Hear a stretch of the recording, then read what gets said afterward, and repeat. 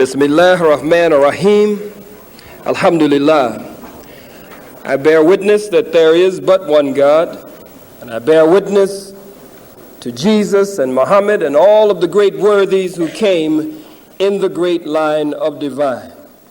We prepare and begin this particular session of our meeting as the minister is now arriving in the name of Allah and in the name of his messenger, Muhammad. Brothers and sisters, as we prepare for the minister, we have to understand that we are now embarking upon the beginning of the teaching of the Honorable Elijah Muhammad for this period and dispensation that is to take us higher and higher and to take us closer and closer, that we might come, as the scriptures say, face to face with God himself. So tonight the minister is going to take us into Yakub's history. As he comes in, before we prepare for Yakub's history, just a word about the man who is coming before us to take us into Yakub's history. For the minister is charged and commissioned by the Honorable Elijah Muhammad to fulfill and complete his work. And as a young boy, the minister, with his uncle, as a young boy, studied the condition of black people and was born in the year 1933. May 11th, 1933.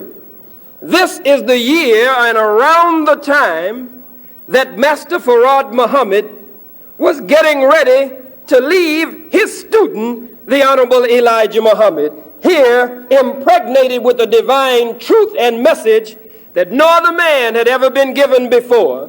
And he told him that he was leaving him with the hardest job that any man had ever been charged with before. This is what Master Farrakhan Muhammad told the Honorable Elijah Muhammad. Around that time that Master Farrakhan Muhammad was getting ready to leave his student, Elijah Muhammad, Minister Farrakhan was born into the world. Born into the world at a time when the atmosphere was right and a union had taken place between the great Mahdi, Master Farrakhan Muhammad, and his divine warner and man in the midst of the people, his guide, his leader and teacher that he would leave for the people. That union was being consummated. That union was being completed. Now that's his physical birth. His spiritual birth was in the year 1955. And from 1555 to 1955 represents 400 years, fulfilling the prophecy of the Bible of a people who would go into bondage for 400 years. Minister Farrakhan came to physical birth during the time that Master Farrakhan Muhammad was consummating his divine relationship with the Honorable Elijah Muhammad, and he came to spiritual birth at the time in the very same year that the end of the 400-year period of our sojourn and under a system of slavery, suffering, and death under the worst and most cruel beast and enemy that the world had ever seen. So that's a physical and a spiritual birth. And as a young boy with his uncle, painting over the condition of black people, you remember he told us how he asked his uncle to help him up in a chair so that he could drink in the features of a black man hanging on the wall of his uncle, and that black man turned out to be the Honorable Marcus Garvey. He says that he cried that day, just as a young boy, because he wanted to make a people and see a people unlike the people of his forefathers who had been under the yoke of oppression and bondage of the white man, and under the yoke of oppression and bondage of an immoral, indecent, and unrighteous system of things that had existed throughout the earth. So he wanted to see a new world order. And he was born, the point that I'm coming to, he's a child that was born with a determined idea to make a people unlike the people that his father and his forefathers had been before him. He was born with a determined idea, and that idea was nurtured and nourished. And ultimately, it grew to the man and the stage of today that we see him in and the plane that he is on, a man who now is studying the nature of the black nation, the nature of the black man and black woman after having been prepared by the Honorable Elijah Muhammad. And under his spiritual microscope, he's studying that germ of life, that atom of life in the nature and the makeup of the black nation, the black man and black woman, that it might be isolated, driven to its last stage, not in the negative direction, but driven to its last stage in the positive direction. That as one who came over 6,660 years ago was isolating a germ and driving it to its last stage in the negative direction to make a devil, he is charged with the commission today to complete the work of the Honorable Elijah Muhammad and drive it in the positive direction to its last stage, that a new people might be born and a new people might come into existence. The minister has arrived, and I'm sure he is on his way, and we are all anxious to hear from him on this very timely subject. We get this subject from Message to the Black Man, the great and illuminating book of the Honorable Elijah Muhammad, beginning on page 103, under the heading, The Making of the Devil. I'm sure that he will cover that history and then some, that he will take us into that history and then take us up in that history to a higher plane.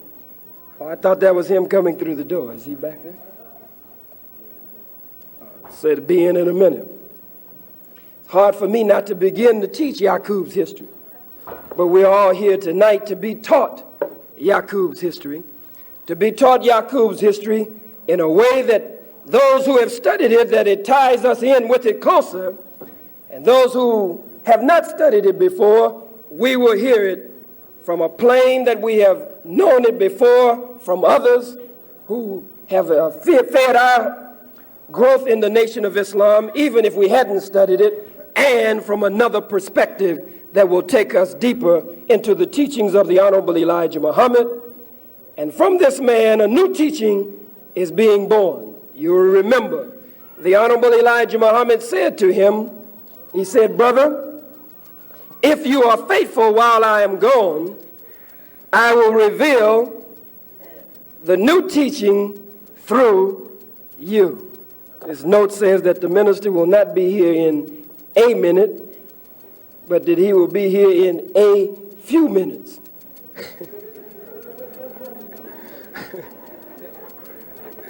Which means that he's still on his way. But for an old pro and a veteran, 10 more minutes to keep from going into the subject, staying away from the subject completely, and yet holding your attention until he arrives shouldn't be much of a problem with the blessing and help of Allah. And you look very pleasant anyway, and you're encouraging to me now that I know I have 9 extra minutes in addition to that 1 minute that I thought I had. But brothers and sisters, the Honorable Elijah Muhammad said to the minister, he said, "If you are faithful, I will reveal the new teaching through you when I return." He said, "What I have given to you, brother, is but a wake-up message." And in the Bible, Peter is told by Jesus, he says, "Satan, the devil, desires you, and he wants to sift you as wheat." But in the scripture, it goes further to say to him, "But I have prayed for you, that your faith will not fail you altogether. And when you have returned to me, go and strengthen your brethren." The minister is charged with that today. He has been faithful through the night. We all bear witness to that. Do we all bear witness to that? I bear witness to that. Do you bear witness to that? He has been faithful through the night. And a new teaching is to come through him. A new teaching that is to make a new people. A new teaching that is to be placed at the cornerstone of a new world order. And before there can be a new world order, there has to be a new order of thinking, a new order of acting, a new mode of conduct. And that is the mission that Minister Farrakhan is charged with. So again, he has us under that spiritual microscope, studying that germ of life or atom of life in us, the black nation. And under that microscope, we here from the Final Call building are beginning to see better and better and clearer our position and our condition, where we have come from, where we are, and where we are headed in this new order that is being established that will place us at the cornerstone. Brothers and sisters, as the minister comes, what I would like to do, because I was prepared only to open up for him maybe 2 minutes, bring him right on. And I never like to just rap, you know what I mean? Or just talk, because this is a very serious work. I cannot take you deeper into what we have come for, because that is what I am here for, and that is what you are here for. We're all here to hear that from him tonight, to determine the depth that he will take us and the height that he will take us in this subject on Yakub's history. I wish I could actually open up for certain basic comments and questions at this point. I'm hoping that he is going to have a question and answer period after his subject tonight. And I'm going to ask him or attempt to pass him a note requesting that, because several of you have come to me asking that we will ask the minister for a question and answer period. It is conceivable that we may even do in the near future what we have done in the past.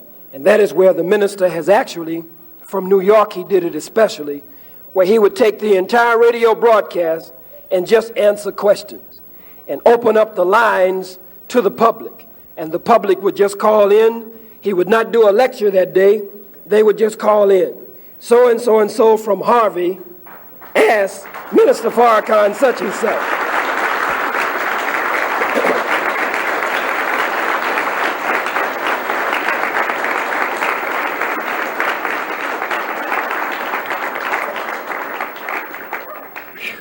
So I don't have to fight with this cold any longer.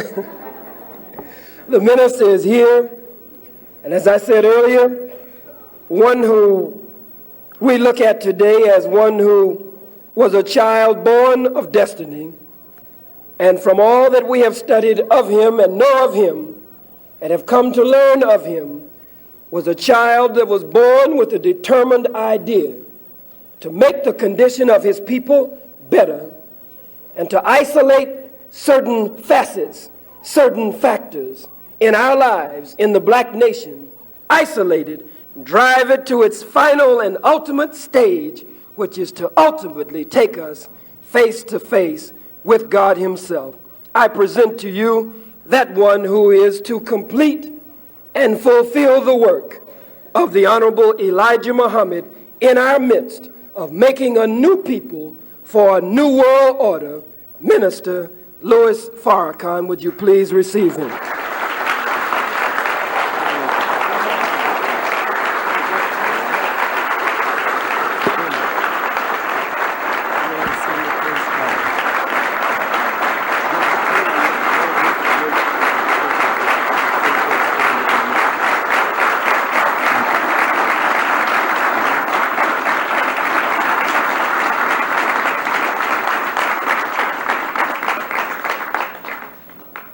In the name of Allah, the Beneficent, the Merciful, I bear witness that there is no God but Allah, and I bear witness that Muhammad is his messenger.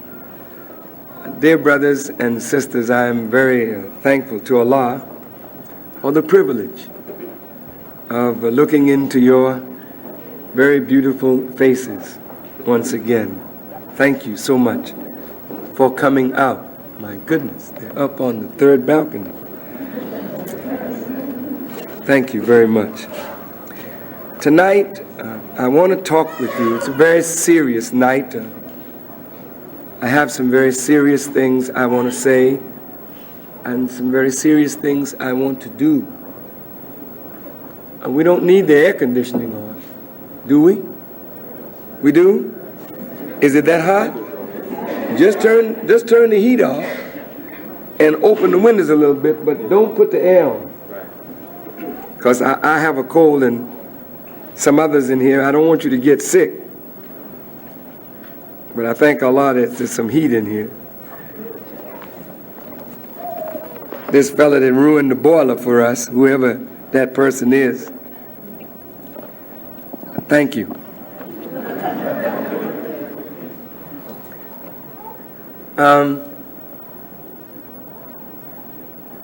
There is in the Bible and the Quran something that I want to share with you tonight. Nothing happens except by the will of God. Whether that will is active, meaning that God actively sets it into motion, or he permits it to come about, nothing happens except by the will of God. So the first verse of the Holy Quran reads, Alhamdulillah. All praise belongs to God.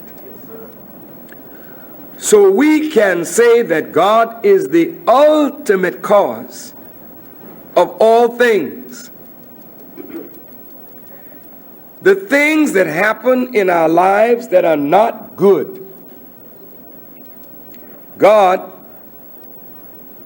still is over and responsible for those things. Is God responsible for evil? Yes. He is not evil, but he has to take the responsibility because nothing happens except by his permission. So the Quran says of the attitude of a really righteous person, whenever a misfortune comes into their lives, they say, we are Allah's. We belong to him. He is our patron, and to him is our eventual return. In all of our lives, there are things that happen that we don't have any control over, and they're not always good.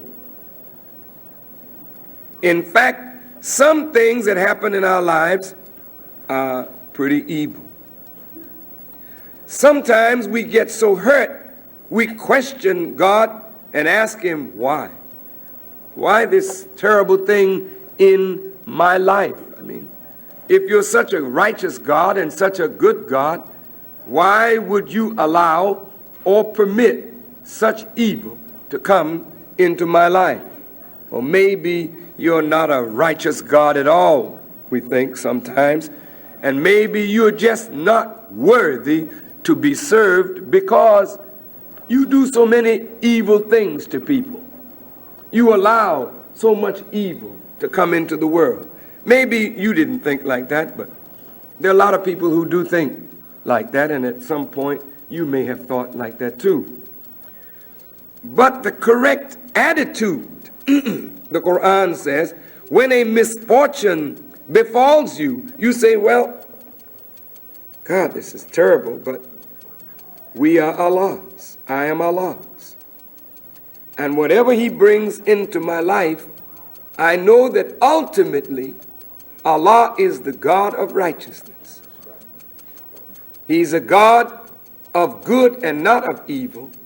So even this evil that has come into my life, if I am patient and with firm resolve face it, the end will make me better than I am now. Job is a good example. Job was a righteous servant of God, but God turned Job into the hands of Satan to try him. Evil then came into Job's life. Is that right? Job lost his family, he lost his wealth, he ended up losing his friends, his wife, his health. But he wouldn't curse God. He said, in essence, God, I am yours. And I know that trouble won't last always. I'm going to wait until my change comes. So he held on to his faith in the ultimate goodness of God. And in the end, he came out better than he was prior to this great evil or trial that came into his life. I want to establish the fact that God is responsible. But we don't like to charge God. But yet he's responsible. You say, but the white man made us a slave. I say, but God is responsible. But the white man lynched us. I said, but God is responsible. You said, but the evil that this white man poured on us for 6,000 years, I said, but God is responsible. Now, if you don't have the courage to look at God, then how can you grow into the wisdom of God? If you don't have the courage to say, well, I know this is a creature. He ain't creator. And this creature is raising hell on the earth, and we are suffering because of this hell from this creature. So we have a tendency to look at the creature. Let's look past the creature to the creator. And well, God, why you bring this into our life? I mean, is there something wrong with you, God? Have we done something to displease you? I mean, we catching it. We know that the white man been doing this a long time, God. And evidently, you must approve it because you keep him in power to keep raising hell. I want to know, God, what's wrong with you? Or is this part of some plan or something that I don't know nothing about? Maybe you can break me in on it. Give me some understanding. Then maybe I can accept this evil and say, God, I'm yours. And whatever you bring, you are my patron. And to you is my eventual return. And maybe I can see past this evil into something ultimately good. Now that fact, I hope, is established, move on to point number 2. Point number 2 is this. On October the 7th, you heard me say that this universe is created, as the Honorable Elijah Muhammad has taught us, in 6 periods of time. So the universe and we in the universe are under the number 6. God made man, right? Made the heavens and earth according to the Bible, 6 days. So the Bible and the Quran in this sense agree, but it's not a 24-hour day. These days represent billions and trillions of years. Now, this number 6 means dissatisfaction, imperfection, and incompletion. Anything that is incomplete, you cannot be satisfied with it. You don't half do a painting and say, I'm satisfied. Yes, sir. Yes, sir. Or wash the dishes, and you wash a dish, or 2 dishes and leave the rest and say, I'm satisfied, I'm finished. See, nature does not allow you to look at that which is incomplete and be satisfied with that which is incomplete, because that which is incomplete is undone, unfinished, unaccomplished, imperfected. So it breeds dissatisfaction until it is completed. You agree? Yes, sir. Dissatisfaction is the mother of change. You want to change? You don't want to change if you're satisfied. If you are satisfied, then that dissatisfaction nurtures a mental attitude that brings about a desire to change the situation that we're dissatisfied with. Is that correct? Yes, sir. All right. If that fact is true, yet Allah says in the first verse of the Quran, Alhamdulillah Rabbil Alameen. Praise belongs to God, the originator of a creation and the nurturer of that creation, making it attain stage after stage until it reaches its eventual perfection. So God's will then is that all things be perfect. The New Testament says it like this, Jesus speaking, be ye perfect even as I am perfect. So Jesus, acting from the will of God, is using these words that are the creative words that God uses throughout creation, kun fayakun, be, setting it in motion, and in time it is. So God wants perfection. Now then he puts you in a process. Listen. That process that brings about perfection is not ease. Come on now. The process that brings about perfection is a process of growing more and more into a deeper and deeper knowledge of self. For he who knows self knows God. He who knows God knows self. So a perfect knowledge of self is the prerequisite to becoming a perfect human being. When you and I are made perfect, then from our minds a perfect world can emerge. And when we have a perfect world, we have a world without end. Because perfection is perpetual motion. Perfection is motion devoid of friction. Perfection is perpetual motion. You follow? Yes, sir. Everything in the universe is dying. The scholars and scientists agree. The sun is dying, the moon is dying, the stars are dying, the earth is dying. Everything is dying. Why? Because it is imperfect. The motion of its activity and the friction, because of the imperfect design of it.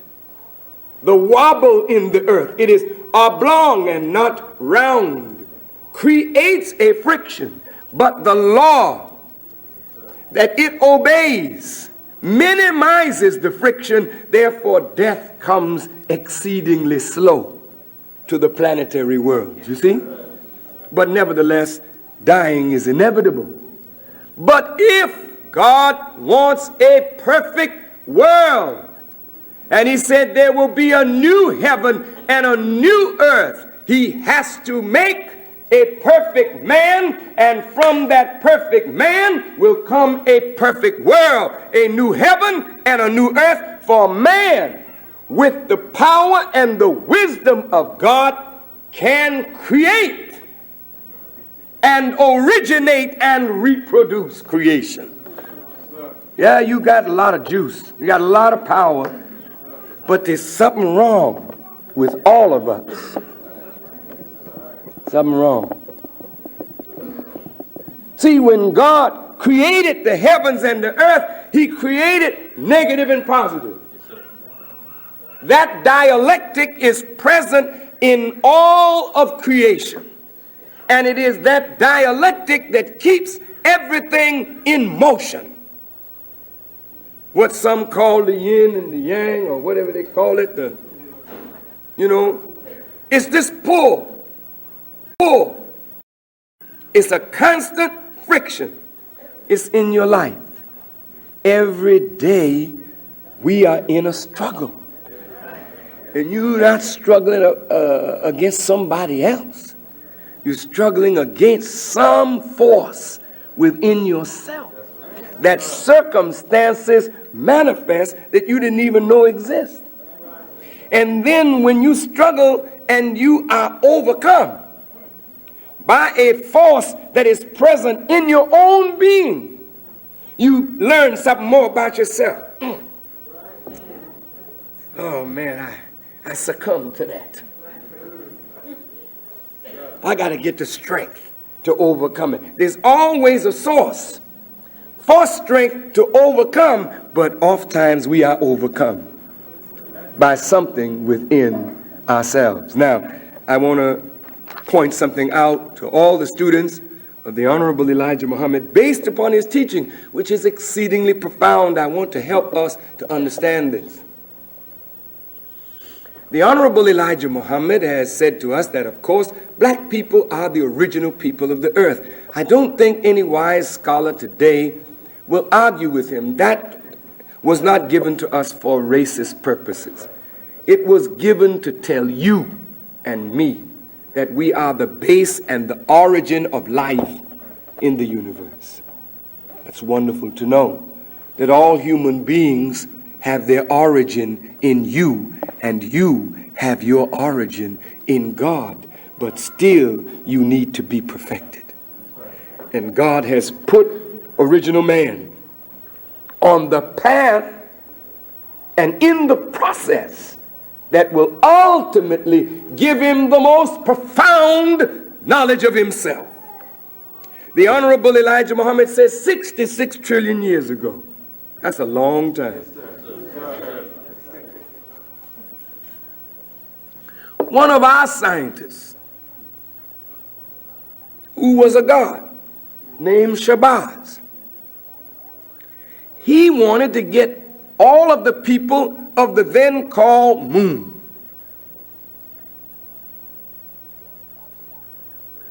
to speak one dialect. He couldn't do it. He became frustrated. He decided to destroy the whole population of the planet. He drills a shaft in the then called moon, according to the teaching of the Honorable Elijah Muhammad, 2/3 of the way into the planet. He drills a shaft and fills it with high explosive. Now look at this. Now he's a wise scientist. Now surely Allah saw it.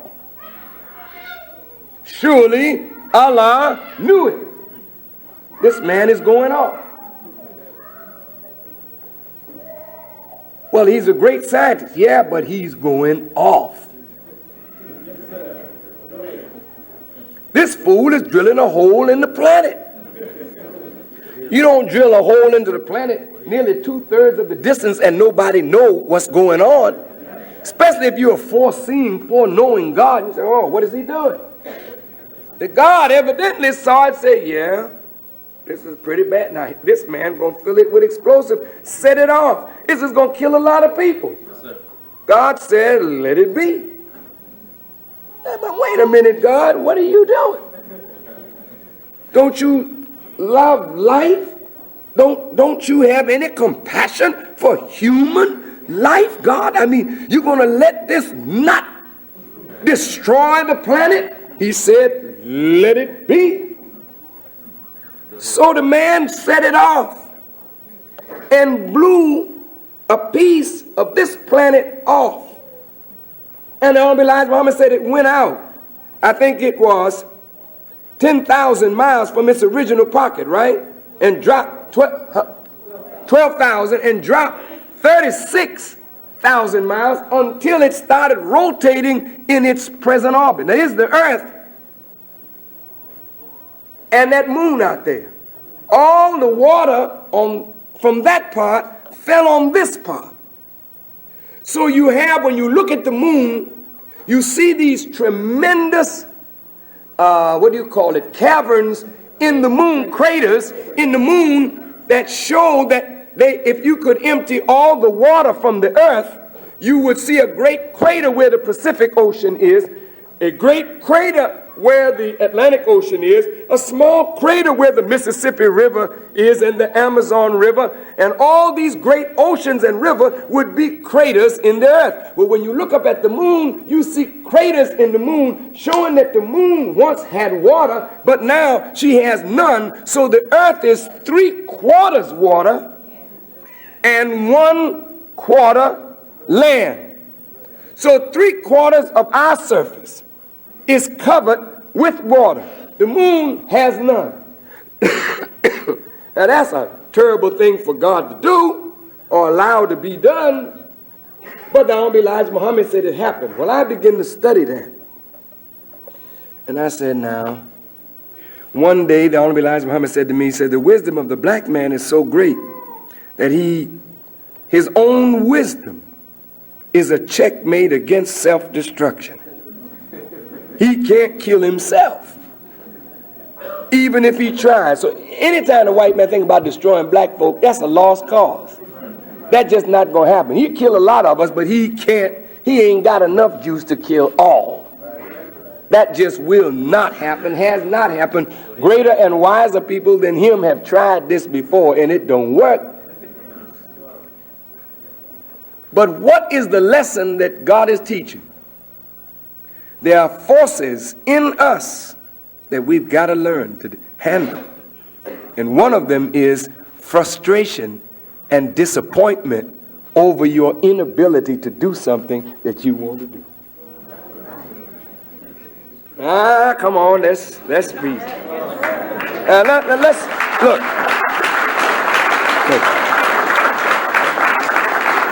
Now, every one of us want to do something in life. Every one of us feel at some point, I know this is the right thing to do, I can do it, I've got the ability, and it's going to be done. And you sink all your resources and your time, and all of a sudden, it don't happen. How do you handle that? How do you handle frustration? How do you handle the bitterness of disappointment when you are unable to meet your own expectation from yourself? Now, a great scientist went off, and he worked out his frustration by killing up a lot of folk. But look at the hand of God. I want to just give you an idea of what I'm coming to something. Just bear with me a little bit, just a little bit. God's wisdom is so far-reaching. He said, let it be. Oh, I don't know how many millions of lives were lost, but what was good out of an evil circumstance was that the moon was made. And that moon now, trying to get back the water that it lost, continues to pull on the waters of the earth, bringing us the clearest sign of equality. And so we put the moon in the flag. Look at this. Now this is the flag of Islam. Oh boy, y'all got it pinned. I understand. I ain't gonna fool with that. But here's a crescent moon. Now, if it was so evil, why would it be in the universal flag of Islam? Yet the man that did it went off, but God said, I know what he knows not. He's going to go off, but what he does, I'm going to allow that evil to manifest something good and beneficial to life itself. So even though millions of lives may have been lost in the process of getting a better knowledge of self, something better was produced that can prolong life. So the loss of life in acquiring knowledge is justifiable. Ooh. Ooh. Jesus gave his life for the truth. So truth must be more important than the life of such a holy and righteous servant of God as Jesus. Knowledge and truth is above your life. So men and women give their lives for the sake of truth. Is that right? So then if lives are lost to bring us closer to the ultimate truth, the perfect knowledge of God and self, then that is a magnificent sacrifice that will ultimately show that there is no life that is not in vain. That life was spent for the purpose of getting a better knowledge of self and a better knowledge of God. Now, disappointment is something that you're still wrestling with. How many times have you been frustrated? And the power of frustration actually twists your intelligence. Come on now, let's reason together. I'm coming to something. I just want you to bear with me. Just relax now, because I ain't going to be here too long, but all night. I mean, no. Y'all with me so far? Look, have you seen frustration actually twist your intelligence? Have you seen people get so frustrated that they do things that later they regret and they think it's very rational? The people that commit suicide, I mean, they have a very rational reason to them. And they write it down, "Dear Sam, I'm so frustrated with life. I've tried so hard. So I'm going up on the Sears Tower today and end it all. May God be with you."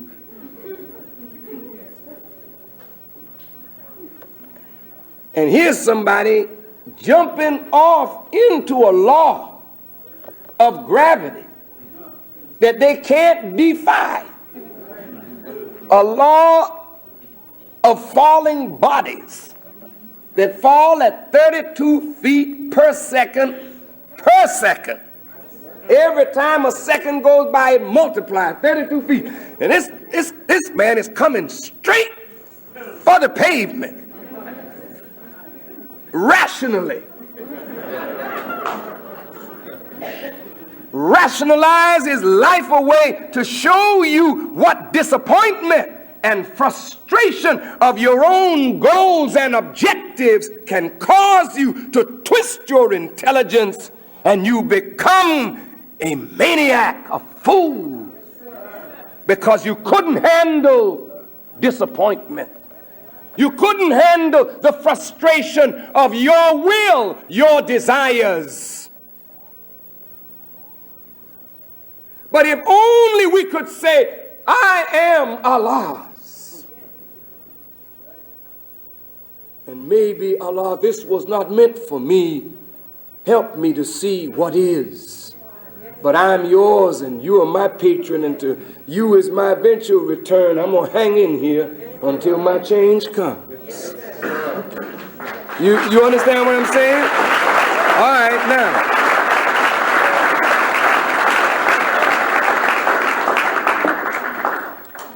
But as black people, we got a lot wiser. Because we learned that even the scientists, the holy wise scientists, the gods, can get frustrated and blow their minds. So that means nobody's safe. Nobody's exempt from trial. Let's move on down. I'm just picking this up quickly. 50,000 years ago, the Honorable Elijah Muhammad told us that there was another scientist named Shabazz, one of the gods, who, when we say gods, I mean a man of supreme wisdom, great intelligence, and power. He wanted to make a people close to nature that could conquer the jungle life of East Asia, which we now call Africa. The other scientists didn't agree with him. And instead of his submission to them, he rebelled. He said, hey, look, I know this can be done, and I'm going to do it. Well, you know, some of us are like that. Some of us have determined ideas. Everyone else may disagree with us, but we say, I don't care. I'm going to do it anyhow. Whatever the consequences, I'll take it. So, I mean, you like that. So these big boys, they like that too. So this man had a determined idea. Said he's going to do this thing. They said, fine, but you just won't do it here with us. You take your family down into the jungle of East Asia, and you go ahead and make your people. Well, he did. He went. And he experimented with human life. And the Honorable Elijah Muhammad said, that's the origin of kinky hair. Your hair wasn't always like this. Your nose wasn't always this flat. Your lips wasn't always this thick. This is the work of a scientist of ours who wanted to strengthen the black man in such a way that he could conquer the life of the jungle, the wildlife. And we mastered that thing. I mean, you go to Africa now, your people have mastered that. They can trap the lions, trap the animals, master the animals. They live with the animals. They mastered the jungle life. But look at the toll that it took on. I mean, now Shabazz's people are the laughing stock of the whole world because he made you different from other black people. The whole world is full of black people, but not black people like you. You got black people in Africa today that have straight hair, real dark, keen features, ain't never been mixed with a white man. And those black people that you will find in some parts of Africa, in some parts of the Middle East, in some parts of the Indian subcontinent, they look at what is called the African black man with disdain. You are scorned and hated all over the world. No, nobody like this kinky, woolly-headed black man. Did you hear me? Yes, sir. Not only white people don't like you.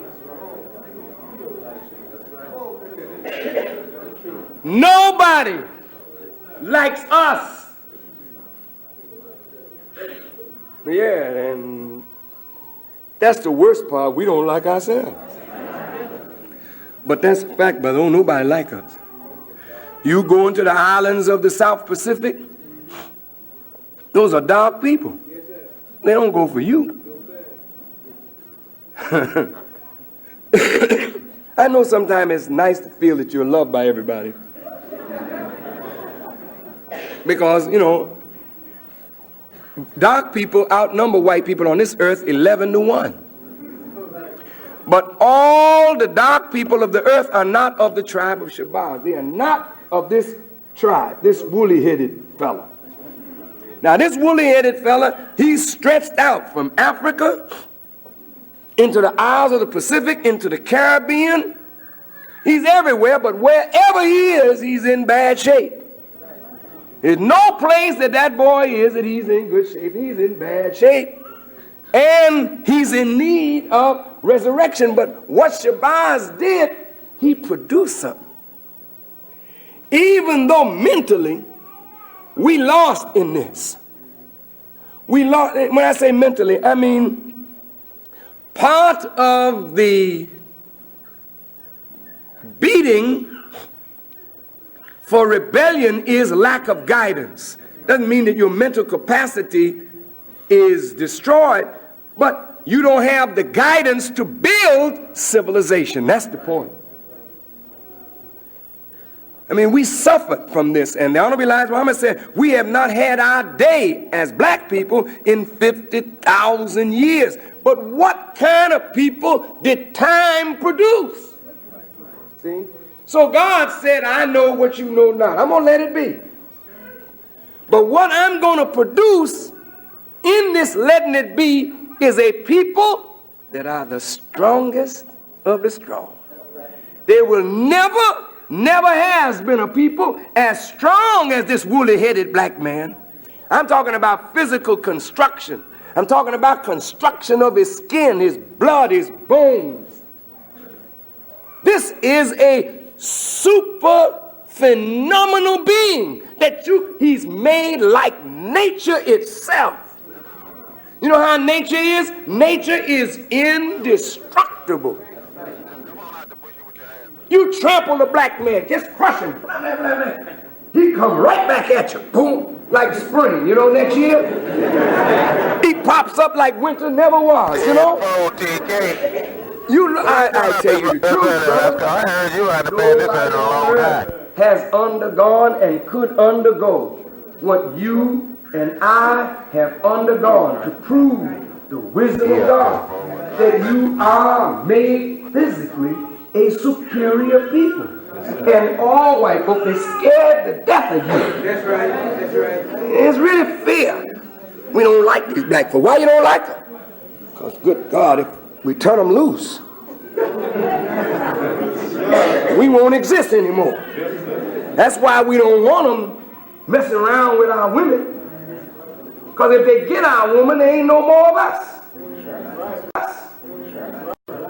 One drop of them cats' blood, and they changed the thing up. Hell, we even come in the black neighborhood and get a black woman, and we can't make a white child, even though it's our seed. She fixes my seed up till it's like them. You just powerful. They're afraid of you. Genetically, biologically, you're really superior. And that you should know.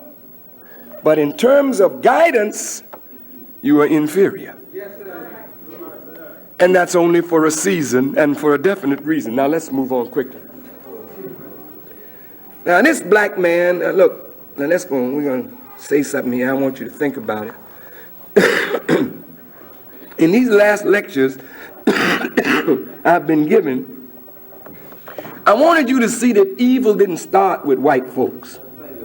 That's what I'm trying to say to you. Evil didn't start with no white people, man. Evil been here a long time. And if the white man came from us, then he is the manifestation of something that is wrong with us. Now let's get to the nitty-gritty of this thing. Y'all all right? Yes, sir. I want you to hang with me just a couple more minutes. Now, remember what we said in the beginning. God wants man perfected. Man cannot be perfected unless he's tried under every circumstance, and he is fully manifested. Now, the Honorable Elijah Muhammad said to us that Bible and Quran, these books, are written in cycles of 25,000 years. Some of our holy scientists, the book of Revelations call them the 24 elders.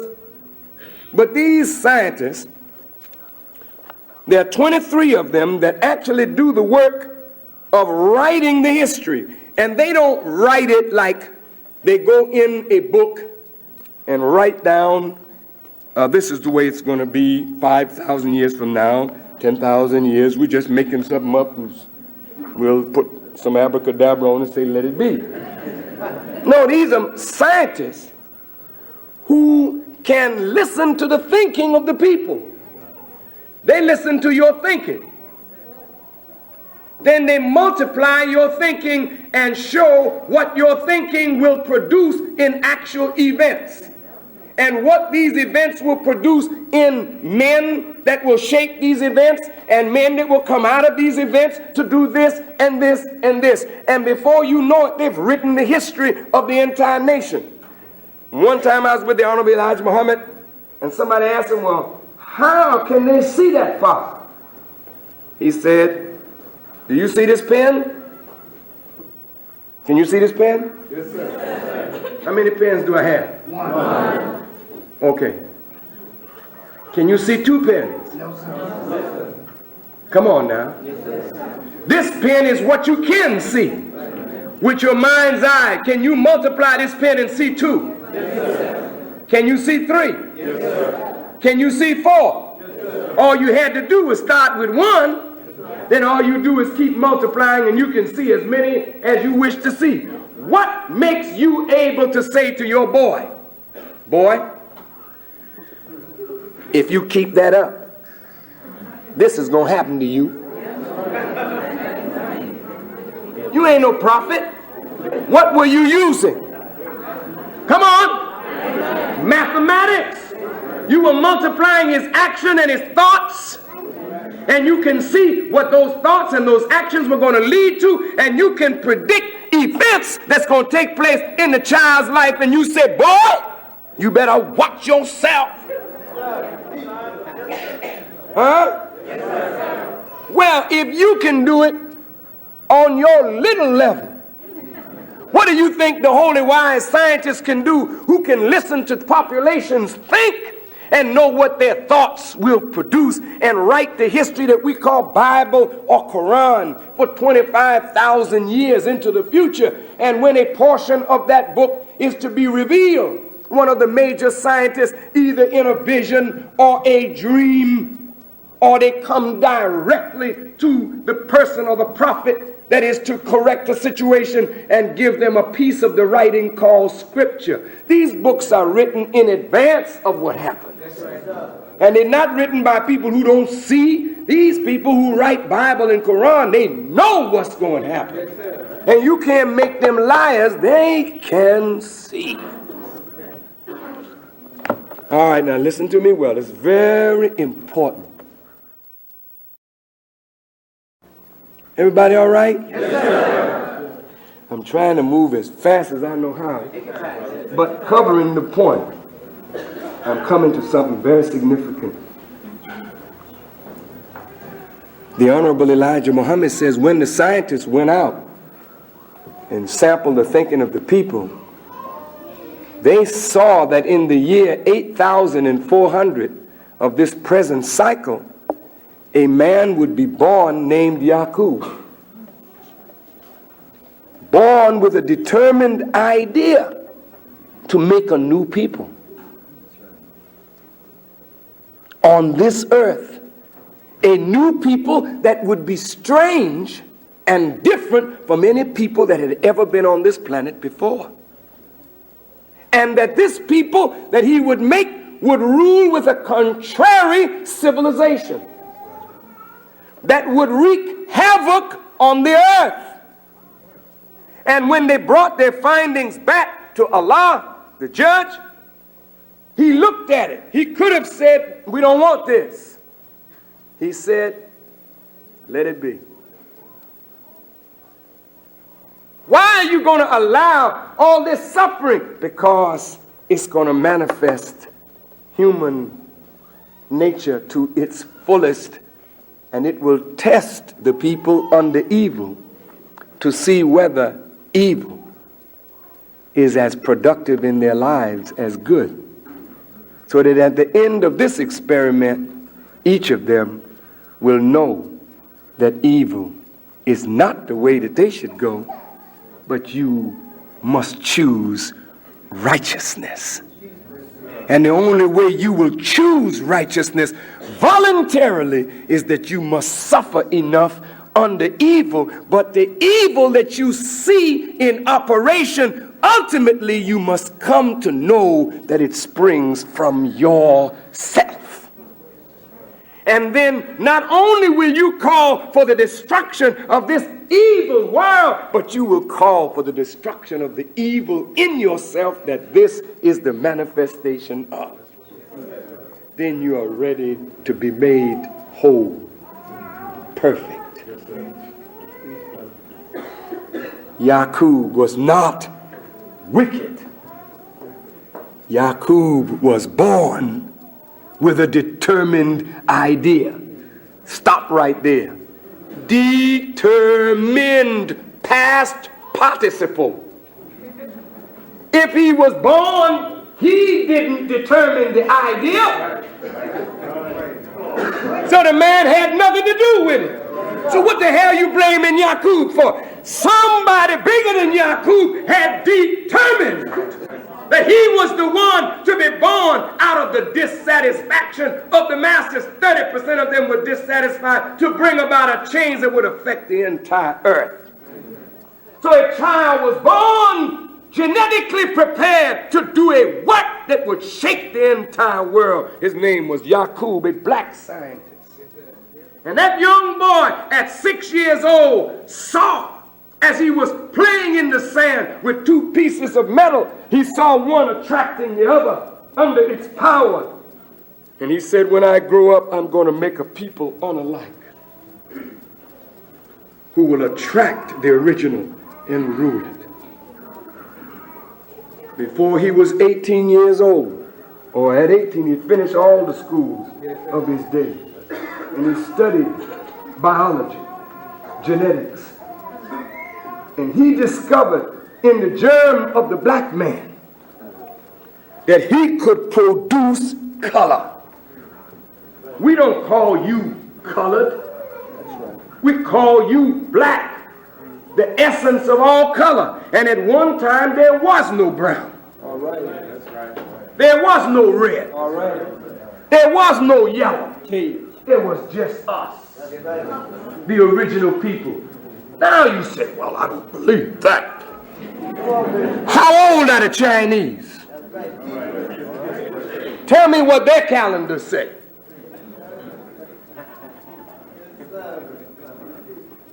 How old are the Japanese? Tell me what their calendars say. They're not but a little over 6,000 years old. The Indian, the people that you call Indians, they are not the brown man. They're not the yellow man. They are the so-called red man, but they're not red. They're original people. They predated all these other races on the earth. They and us are original people. Well, how long have we been here? Well, we don't have no calendar. You don't go among the Indians and ask them, where's your calendar giving us your birth? He said, I don't know. I just been here. With the earth, with Mother Earth and Father Sky. I just been here. Where's your birth record, black man? I don't know. Nothing about no birth record for me ever since I came into consciousness. I was here, and before me there was me. The sun don't show my beginning, because I am a people that was before there was a sun. Before there was a moon and a star, I, the black man, was. And I am, and I shall be. There's no end to me. I am from the beginning, from God. I am his first act of creation.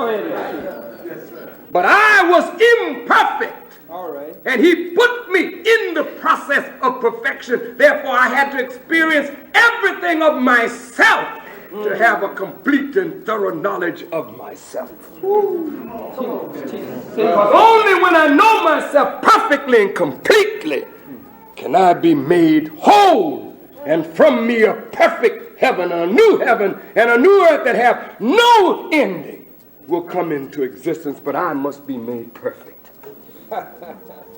So Allah said that in the beginning, that I would be perfect, we would be perfect, but we didn't know the process. There was a lot of pain involved, a lot of death involved, but all of that death served the process of life because it gave us a greater knowledge of truth and understanding of self and understanding of God. And so in the Quran, listen Muslims, God is talking to the angels. Yes, he is. And he said to the angels, I'm going to place a ruler in the earth. Yes, sir. And the angels start talking back to God. What are you going to place in it except that which will create mischief and cause the shedding of blood? We extol your holiness. We know you're holy. We know you're righteous. But why would you do a thing like this? He said, I know what you know not, let it be. So the Honorable Elijah Muhammad said a white man was grafted from you. He's called a sucker. Come on. Now, I'm not being vulgar. He's a sucker. Yes, sir. What is a sucker? Something that has no root in itself. No root. So you cut into a tree that is sucking from the earth, and you graft a shoot into the tree, and then it sucks from the life of the tree to make its own life. Paul said, Come on. Come on. Paul said, you should not boast against these, for you were a wild olive branch grafted in among the original. This is the white man. He's not natural. He was grafted into a people that were already here, and all the life that he got, he sucked it from you and me, and our fathers talk back to me.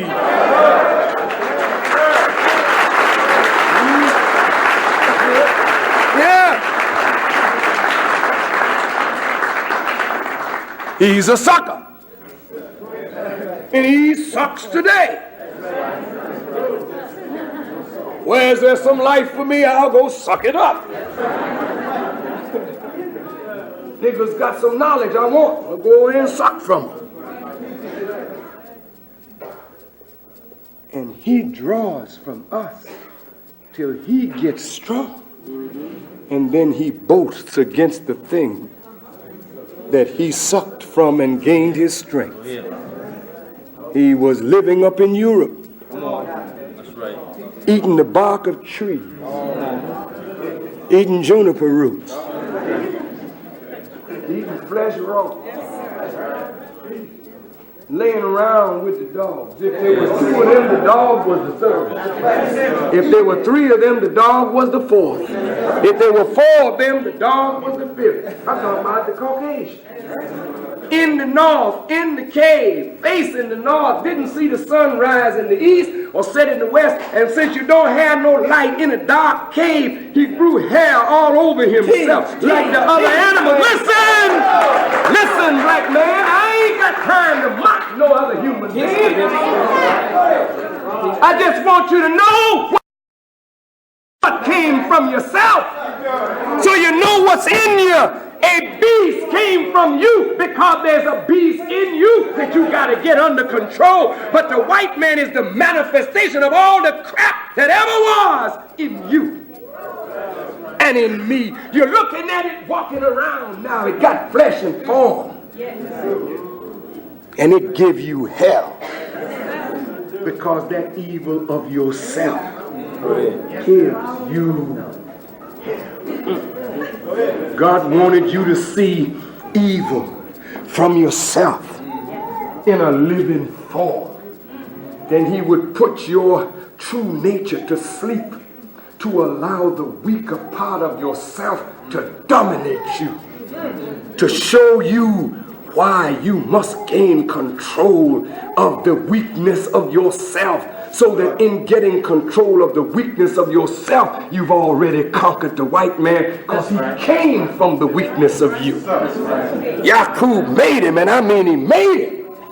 Grafted him out of us, starting with the brown and the yellow, then the white. every one of them, he made them liars and murderers. So the white man is born a liar. He's born to murder. He's got a propensity to murder. He asks himself the question, why do I kill like this? I'm not like any other species, any animal. The animals kill because they're hungry. I kill for the love of killing. So the Bible calls him the blood shedder. He don't care nothing about life. No, sir. He's the destroyer of life. I'm talking about the Caucasian. The prophets came to him, he killed them. That's right. That's right. So the Honorable Elijah Muhammad said, he's the real devil of your Bible. But he's a devil that didn't come out of space. Came out of you. Let me talk about this devil a minute. Look, man. What I'm trying to get you to see is not something to hate white people. That's not the point of this lecture. No, sir. Point is that the Quran says, I created color. This is God talking. I gave you your different hues. See, he's telling you, my hand is over Yakub's. My mind is over his. I wanted you to see that as I produce color in the plants, and I produce color in the flowers, and I produce color in the rocks, I can produce color in life, in human life, but I have to bring it from an original source, and you are the source from which all human beings of color came. But he didn't bring them out of you for you to masquerade superiority or for them to walk around inferior. He says, I made you into tribes and families that you may know one another. See, God puts knowledge above it all. Yes, it's painful. Hell yeah, it's painful. But there's no price too much to pay for knowledge. The more you know, the stronger you are. The more you understand, the more power you can extract from what you know. Then there is no barrier before you become God. The thing that impedes you from growing to God is the impediment of your lack of knowledge. Therefore, when God introduces himself in the Quran, he says, Alif Lam Mim, I am the best knower. You want to come to me? Come up in knowledge, but there's a price you've got to pay. I know I'm running over this quickly, and I should really take my time, but time is against us all. The Caucasian had to have come. If the Caucasian did not come, we would not have today this profound knowledge of ourselves. For in looking at this man, we see the worst of ourselves. You actually have the capacity to outdo him in evil because you are the original. And today you are outstripping the white man in the manifestation of wickedness. This white man that ruled you showed that you got evil in you because he couldn't bring it out of you if it wasn't in you. See, he made a freak out of you. Look at this. Look at this. Look at this. You, the original people of the earth, walking around, twisting. How did that happen, brother? How did you get to be such funny fellow?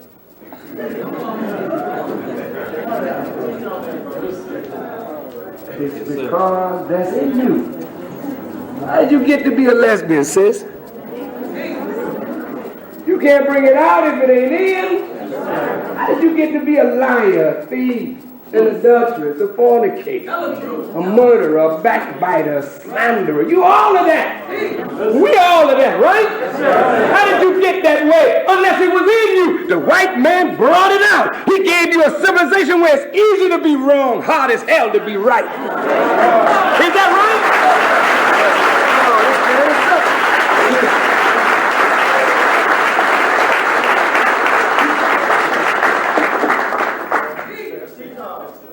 You do right in this world, you catch it. You do wrong. Hey, people, help you out. Hey, man, I want to do wrong. I'll help you. Want to rob a bank? I'll help you. I'll help you plan the job. I know that business. You want to do right? Oh, nigga, get out of here. This is the world, man. You the people of God. But you turn completely inside out. Where heaven is hell, and hell is heaven to you. When death is life, and life is death, you've been turned upside down. This is to prove that if you allow the weakness of yourself to get dominance over you, it will turn your knowledge upside down. And even though you think yourself to be intelligent, you will begin to act like a fool because you submitted to the weaker part of yourself. Now let's deal with a few things. Y'all all right? Yes, sir. Feeling pretty good. Now, wait now. We're at the end now. We're at the end. I just want you to bear with me. Look. Listen to these words in the Quran. Do you know that the Quran, my sister Tanetta Muhammad and I were wrangling over this morning at about 5 o'clock over coffee. We were talking about the angels, Iblis and Shaitan, all these names that the Quran uses. These are not names of people. These are names of qualities in human nature that are forces that need to be controlled. Listen to me, please. God, talking to the angels, he said, I'm going to make a man. They say, fine. He makes a man called Adam. This is the Quran now. And he teaches Adam all the names and says to Adam, go back and ask the angels their names. And the angels couldn't answer. He said, well, Adam informed the angels of what their names are. And Adam went to talking to them, and he said, did not I tell you that I know what you know not in words, and I know what you manifest and what you hide? And look at the words. I know what you manifest and what you hide. He's talking to angels. He ain't talking to men.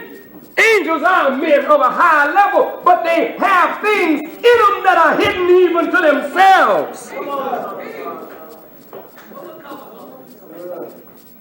I got to walk and talk because this thing is powerful.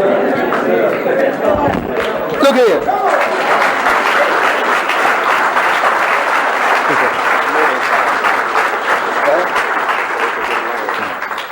Everybody all right? Listen, he says, angels are human beings, but they're human beings who have mastered certain realms that they willingly obey God. That's right. That's right. You know when the Quran says, Sister Muhammad, that, O soul that is at rest, well pleased with thy Lord well pleased with thee, and you are in such oneness with God that you're in perfect obedience to him, then you're on an angelic realm. You're on an angelic, even though you're a human being. But there are things, even in the angels, that they didn't know that were there. And so God, listen to this, made Adam and told the angels, bow to him.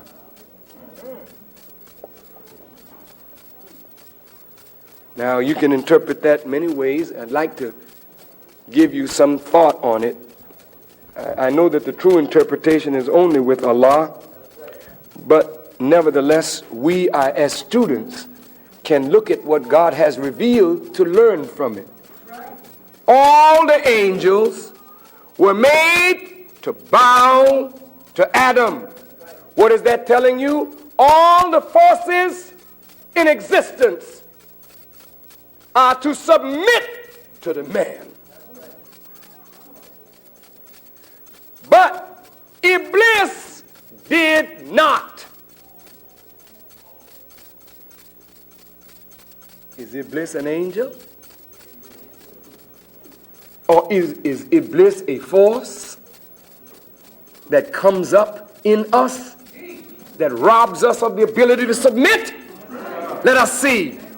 Iblis did not submit. What was wrong with Iblis? Iblis was one of the proud ones. Uh-oh. That's a force that can mess up your life. Come on now. When you get proud. See? Somebody praise you. Oh, ain't you something, man? You.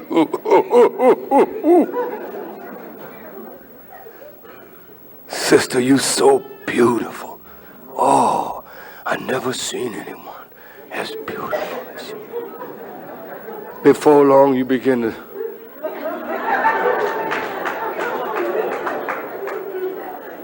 then you begin to look ugly and don't even realize how ugly you're looking, because real beauty ain't nothing on the outside. Real beauty comes from the inside, and the real thing, I mean, when you start getting ugly, I'm talking about your attitude, your mind, your spirit, you can destroy all the physical beauty that you have. And you can be an ugly person on the outside and be a beautiful person on the inside, and the beauty from the inside will actually restructure the ugliness on the outside. Now, I'm just telling you the truth. Yeah. Now, wait a minute. Some of you don't think that that's real. But let me tell you something. I've seen men that want to be women. Have you? Have you seen any? They want to be women so bad they think like women. They wake up in the morning. And after they think that way a long time, you look at them, they begin to look smooth, look cream puffy like, you know what I mean? Soft and sweetie like. You say, damn, I remember that nigga a few years ago, you know what I mean? That nigga used to lift pianos, you know what I mean? Look at him, he's just as sweet as he could be. Because thought is the power that changes physical reality. As a man thinketh, so is he. See that, brother and sister? Now listen. Y'all all right? Now here's Iblis. This is a proud dude. God said to him, look here, man. What hindered you that you did not submit when I commanded you? This is God talking. I commanded you to bow down. Yes, sir. He said, well, I am better than he. I'm made of fire while he is made of dust. Now let's look at that. God asked him, what hindered you when I commanded you to submit? See, pride comes right up in your brain, and you can't even hear the command of God. Even though God called you and order you, you tell God, you know what I'm talking about? I can't hear you, because I'm better than this nigga you asking me to bow down to. And let me tell you something, brother and sister, that make a devil out of you quick. And that's why black folk don't ever succeed in organization. Because you always think you are better than those who have been elected or chosen to lead you. Look now, I'm better. Oh, hell, I graduated from Harvard. Even took a course at Scotland Yard. Who is this nigga that I should submit to him? Where's your credentials, nigga?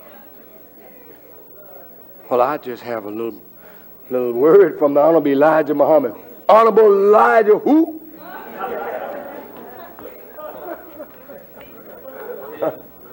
Yeah, I got to fix this tie. Well, I can't be raggedy. You know pride goeth before destruction.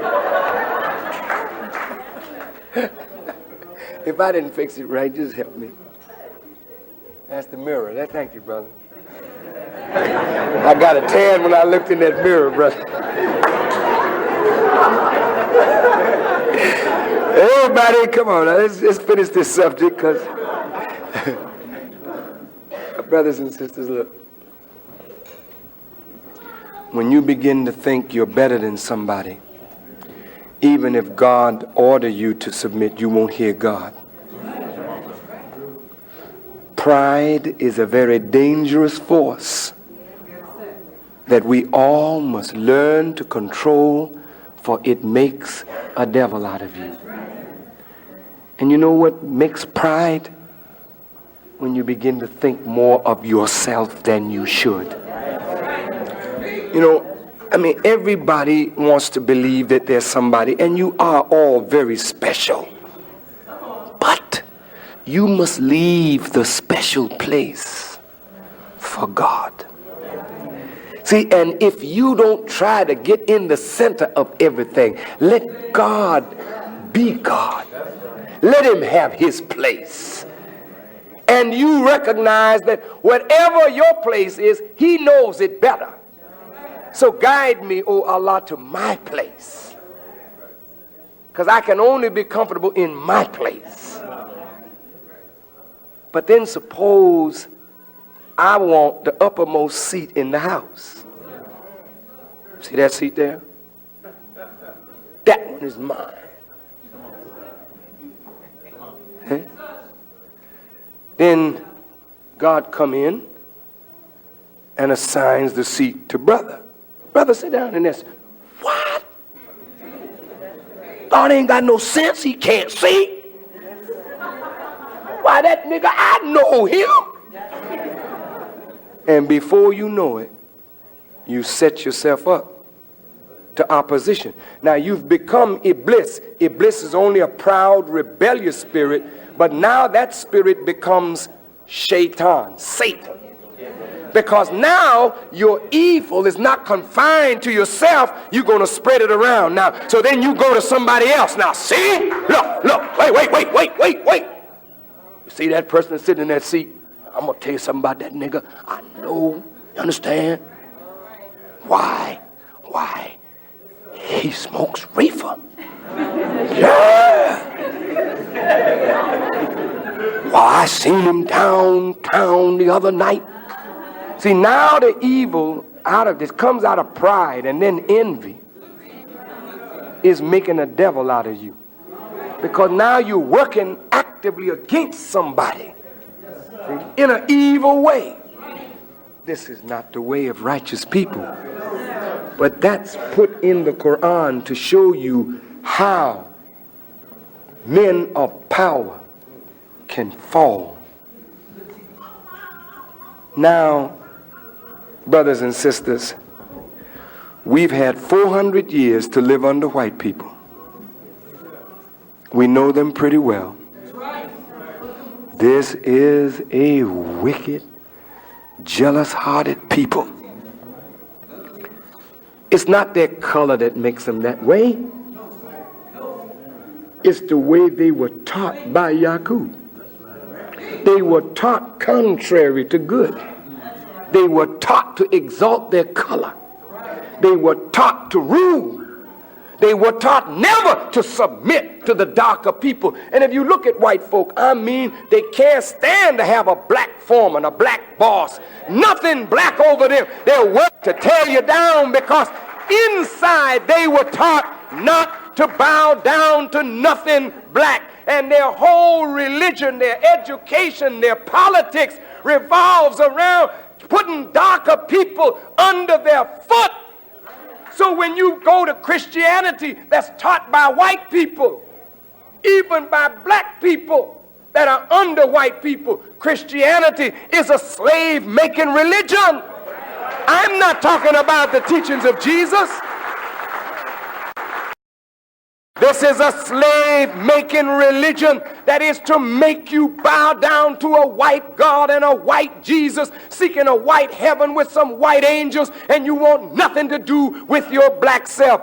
That is racism in the name of religion. When you go to the public school, this is what you're being fed: the superiority, the supremacy of white people over all dark people of the earth. This is their educational system. It is Yakub's mentality, a mentality of ruling the supremacy of white people. This is evil. This is devilishment. Because if white folk are angelic and nothing dark is sacred, then it justifies killing Indians. We're doing God a favor. Kill all of them. They're savages, they're heathens. Kill them all. And so they can go into Africa. And because of the great wealth in the Congo, kill millions of our people because these are black niggers. They don't have any soul. Cortez and all of them going into Mexico, killing the Indians wholesale. They don't have any soul.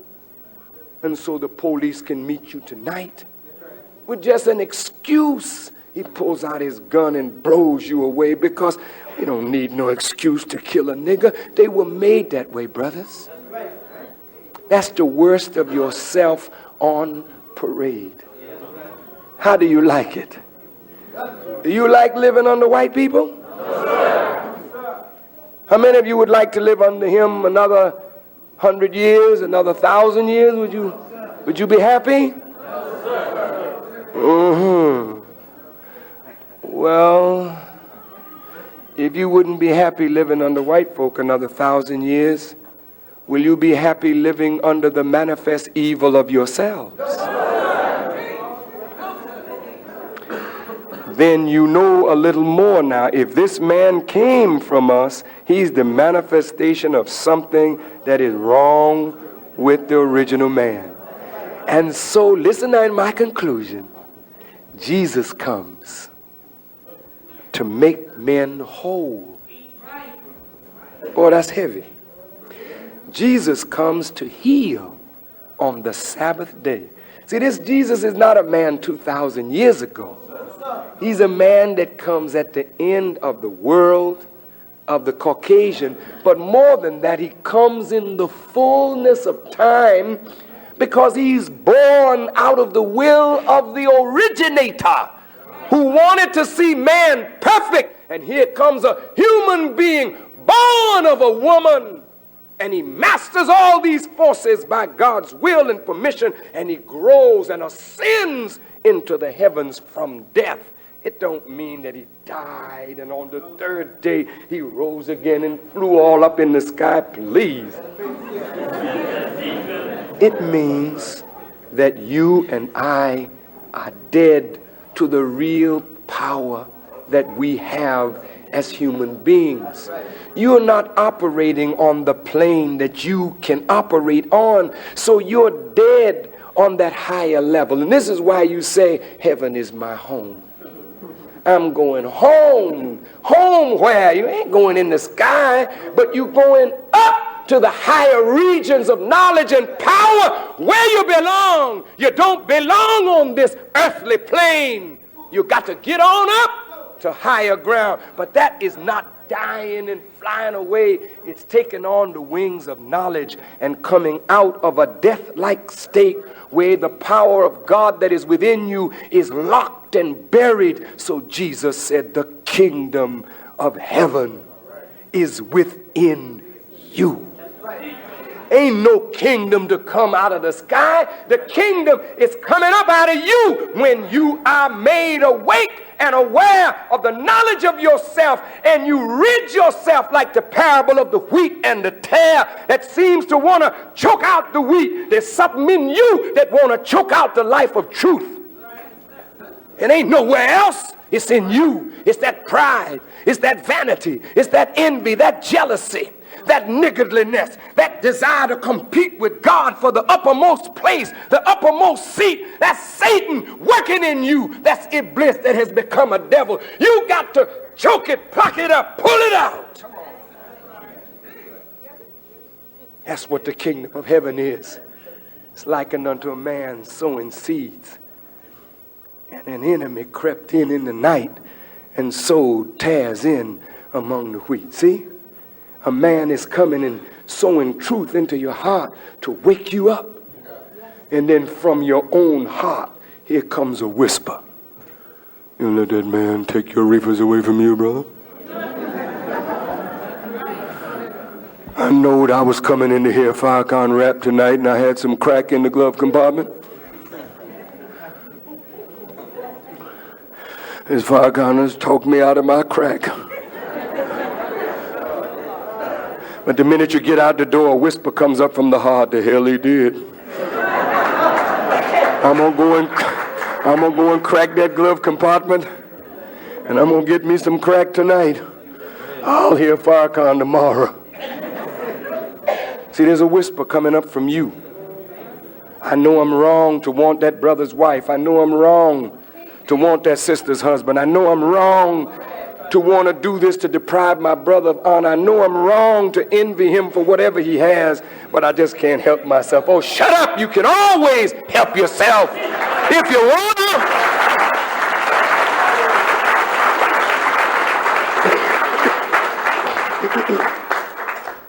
So the Honorable Elijah Muhammad said, you and I are worse enemies. Now that you know yourself and you know the white man, you shouldn't follow him. We can't follow white people, brothers and sisters. I listen to them preach on the radio and television. I listen to them. I get some things from them sometime. But I say, I can't follow you with you don't have the depth. You know, you trying to get the spirit that I'm born baptized in. I see you, but I can't follow you. You've got to follow us today. You can't follow white people in their madness. You must follow God today. Now, beloved brothers and sisters,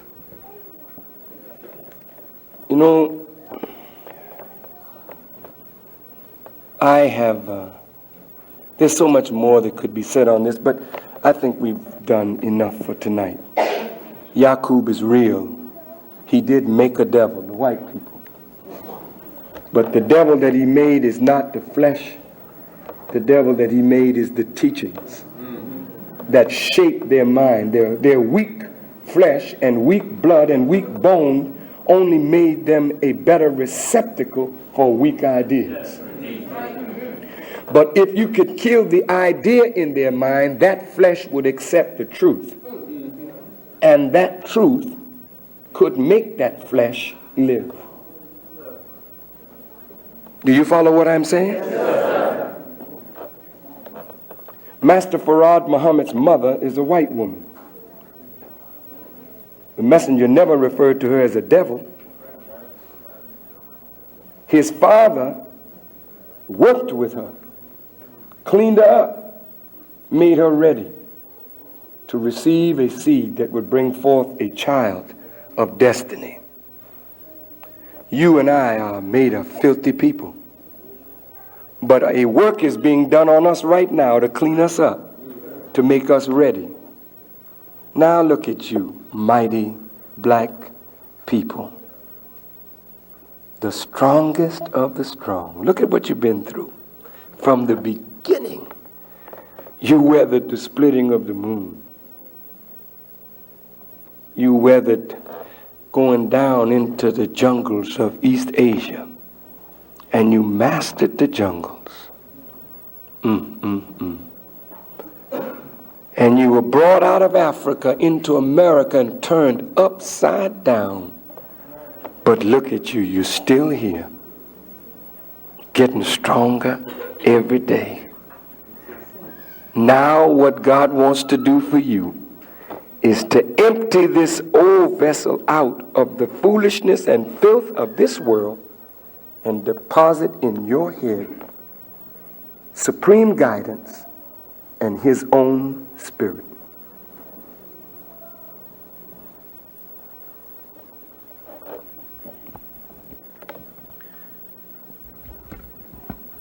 I am anxious to rebuild the nation of Islam. I cannot do it by myself. I need help. For the first 9 years of this rebuilding effort, it's been like a man going back into his mother's womb. I thought about that. You know, Nicodemus, can a grown man return into his mother's womb for the second time? He can. But we returned into the womb of the teachings of the Honorable Elijah Muhammad for the second time. And into that womb, we started to grow again. And if you watch as the baby makes circuits while it's in the stomach, it's turning.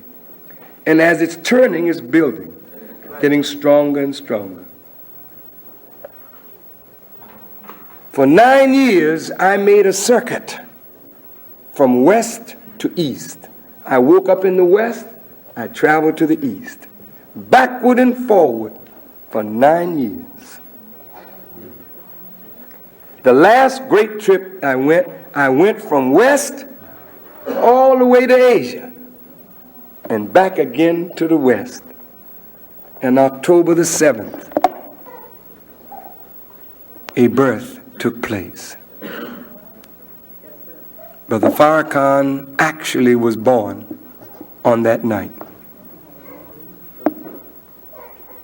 The little fledgling nation of Islam was born on that night. And many people came to the birth. They thought it was just the birthday of the Honorable Elijah Muhammad and a tribute to him, but they actually came to witness what had been destroyed come back again. Listen now. The laborers of the Honorable Elijah Muhammad knew that the Honorable Elijah Muhammad appointed me to sit in his seat in his absence. But they were not prepared to accept me. And the real truth was, I was not prepared either to sit in the seat. So they rejected me. And in rejecting me, they rejected his intelligent knowledge of the future, the Honorable Elijah Muhammad's knowledge of the future. So they went and did their thing, and as they did what they wanted to do, their world began to tumble, which was in fact the nation of Islam. It began to be destroyed. And we started 9 years ago, two of us, Brother Jabril and myself. And 9 years later, it's not accidental that I am now living in the home of the Honorable Elijah Muhammad. That's not an accident. I came from nothing. God brought me and set me down in the palace of my father. Look at this now. And those that did not respect me watched me from a distance. They did not help me. They watched me. God had me growing and proving myself. The president attacked. The Congress attacked. The Jews attacked. The black leaders attacked. Farrakhan rolled right on over them. I mean, it's just true. It's true. Look, they thought they would have destroyed us by now, brother and sister. But if God be for you, who can be against you? That's the point I'm driving home. God was building me and preparing me for a job. On October the 7th, I came forward like any other baby. But I came forward with the crown of my father on my head. And the enemies that disliked my father and me, their hearts began to change. And they said, well, Farrakhan has certainly proved that he was the one that we should listen to, because he brought this thing by God's grace all the way back from nothing. But don't give me no credit. Because see, the credit really belongs to Allah. Because I was not conscious of one thing. I was like something in the womb. You heard me talking about in the womb, and nobody there with you but God. The head don't see the tail, and the tail don't see the head, and the ear don't see the eye. Everything just going on as it should be, because a mighty director is forming things. I'm just making circuits, going back and forth, you know, and you could tell something was going on. Now I've come forward now. The whole world is looking now. Wallace D. Muhammad, Imam Warithuddin, pardon me, came on October the 7th. I don't know what the government felt, but they must have said, good God from Zion. What is this? So they're afraid of Islam. And if this man and Farrakhan, these two hook up, and a good rapport come between these two that we thought would surely kill each other, the future of Islam in America is exceedingly bright. That means our future is very dark. Now look, brother, they thinking.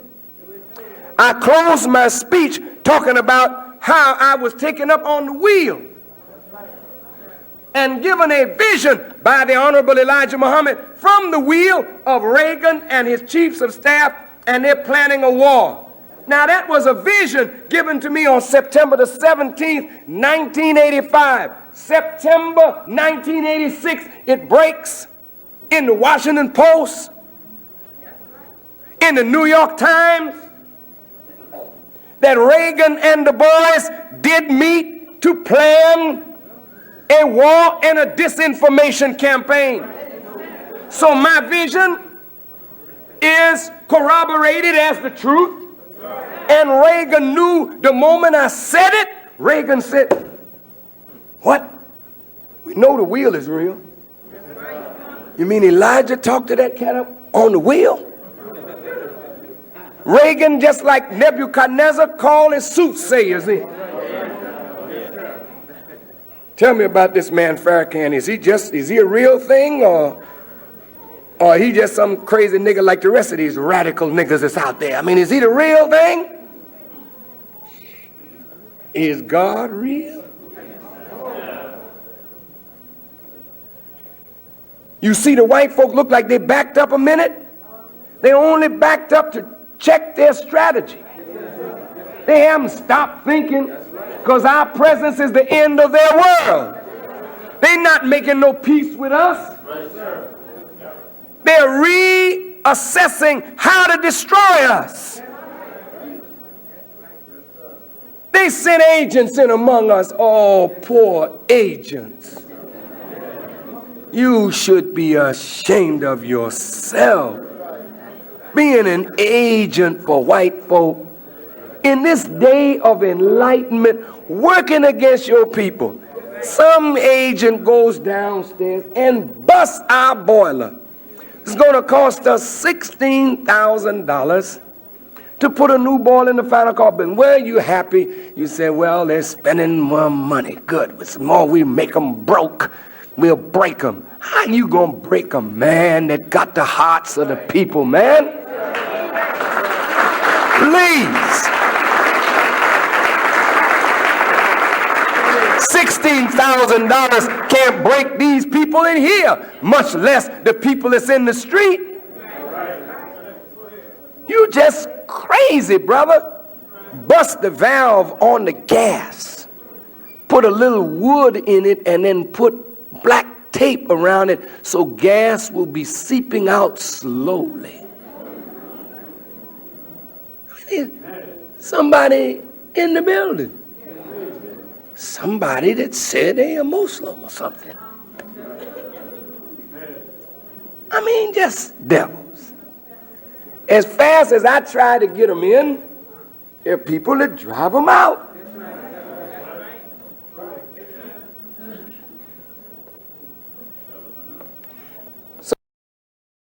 So look, it's nobody's fault. I mean, I have to take complete responsibility for all of this. But what I'm going to suggest or say to you is this. Brothers and sisters, look. For 9 years, I've allowed all my helpers in truth to really do what was in their heart and mind to do in the way of helping me with the Honorable Elijah Muhammad's work. And they did the best they could, some of them, and others took advantage of that. But for the most part, they did the very best they could. And it's wrong, I mean, you know my spirit. You feel my spirit. You come here, you know that I love you. I mean, you just know that. But if you don't get that same feeling, that same spirit from others, it turns you away. For 2 years, we've been trying to build a restaurant on the next block. This is the truth. If the man was here, he would have to confess. I literally cussed him out one day, the architect, not the architect, the construction man, and our business manager. I cussed so loud till you could hear me at the top floor, cussing down into the basement. But I told them, I said, man, you all are working against me. I said, you hear me telling the people this, that, and the other? And it's as though my word don't have no meaning, that I'm just here talking and it don't ever come to pass. It undermines my own leadership. But God is so great. He makes you to see, well, wait a minute, there's something more to this. And you be patient. And it's one thing or another. Finally, they got the permits. I don't know. They said it'd be up by February, but I'm scared to say that it will. I mean, when you got money and can't build, that's terrible.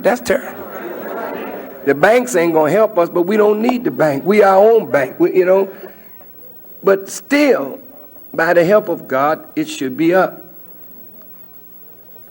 But, when a baby comes forth from the womb, what does it need? It needs help. It needs nurturing. And you don't have to worry about teaching the baby nothing. Because some other power is teaching the baby for that first year. And in the first 3 months, it demonstrates more growth than anything you've ever witnessed. And in the first year of its life, that baby learns to control everything that is its own, like its hands, its feet, And then after nearly 2 years old, it gets control of all of its bodily functions. Maybe 2 or so, where it will tell you, I need to go to the toilet, or I need to potty mommy, or whatever. That's control, isn't it? Well, the minister came to birth on October the 7th.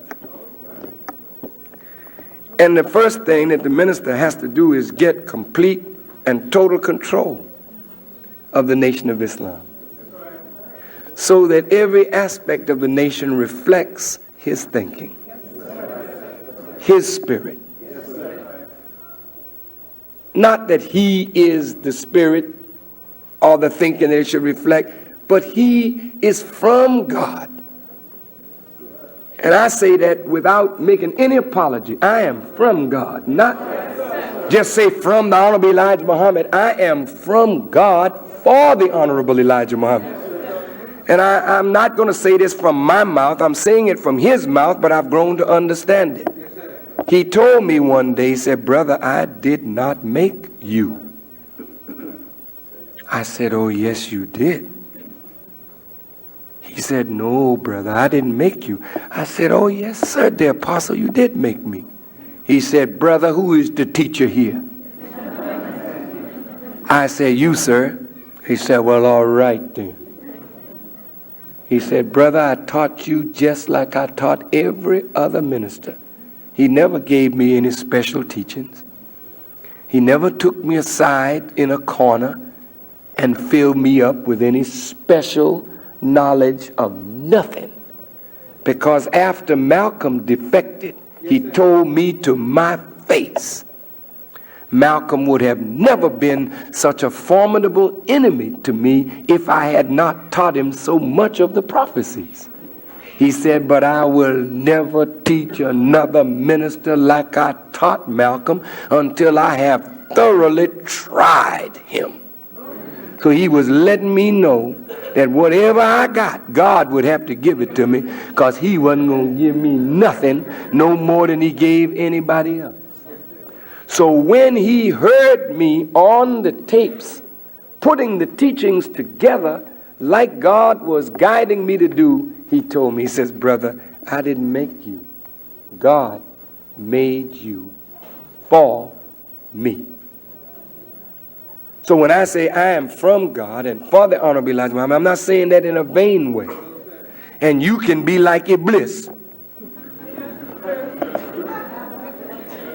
and say, oh, I'm better than that nigga. I know.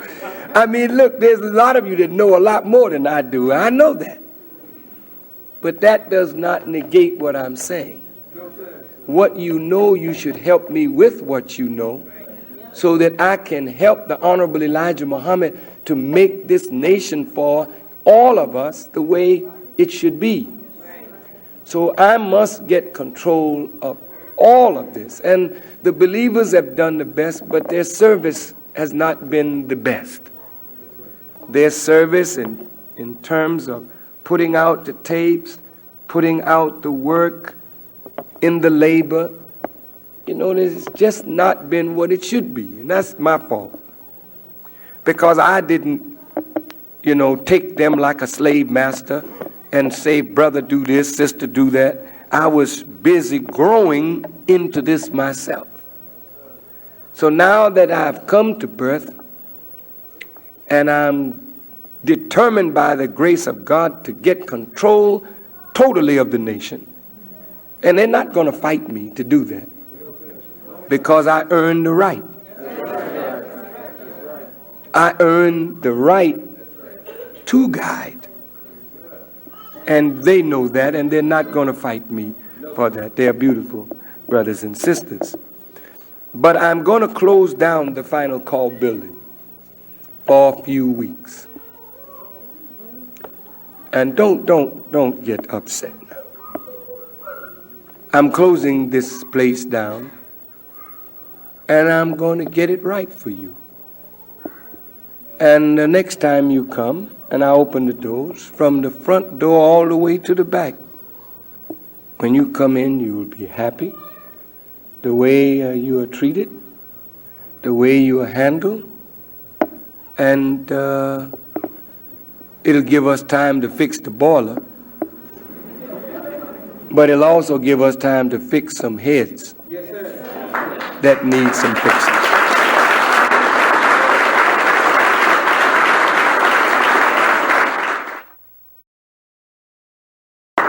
So as of today, there's one laborer in the nation,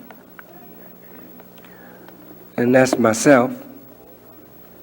And all the rest of us, by the grace of God, I want everyone to please take guidance from us.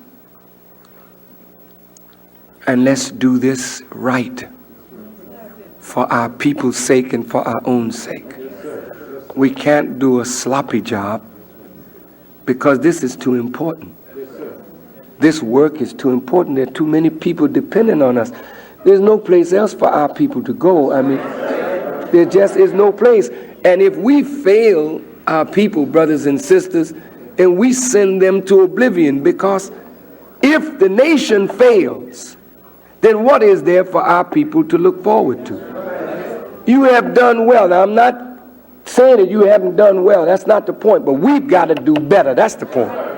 The point is that the harvest of our people is ripe, but the laborers are few, and they're not worthy to reap the people. The people are ready. I mean, everywhere you go, the people want what the Honorable Elijah Muhammad is offering.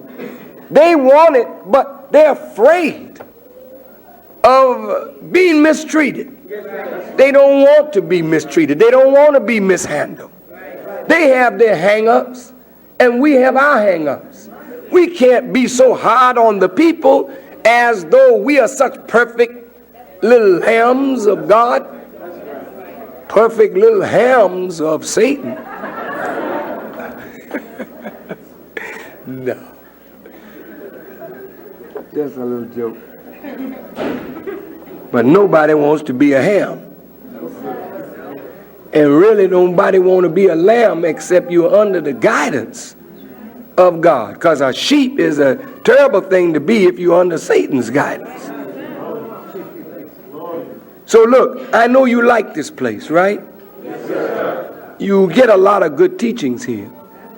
But then when it's closed for a few weeks, I want you to go away and think. Just think about what would happen if this wasn't here no more. Just think about what it means to have a place to go that you can hear some teaching that elevates you. But more important than that, the teaching is only a word that means nothing unless it's brought into reality. I want all of you to help me make the word real. I think I have qualified, intelligent, talented people. Not only out here, but around me. And I think that I need to be better by them to give them guidance, proper guidance, and hands-on control to make sure that that guidance is carried all the way down to the man that's on the door, to the sister that's in that check room, to and the brother that's in that check room, to the person that's taking your charity. Everything has to be made better. And that may mean I have to shift gears and change up all the people that I got. But it don't make no difference to me. Because if I have to change everybody, you will help me. Oh, I see a devil already popping up in here. Ooh. Brother, if you knew what Allah showed me of you, you would go right away and change.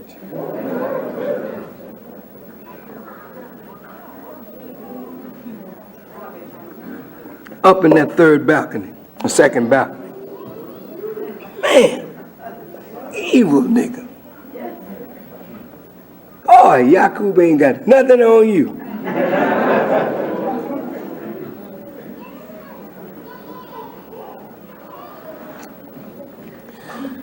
You know, I'm going to tell you something, believers. Some of you are going to try me. And I will show you very quick who I am.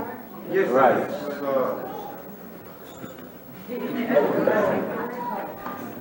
And you're going to be surprised. Some of you little crazy Negroes,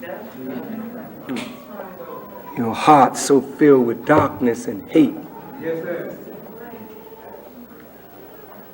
But if you make the little move that you got in your crazy brain, you won't last. You won't last.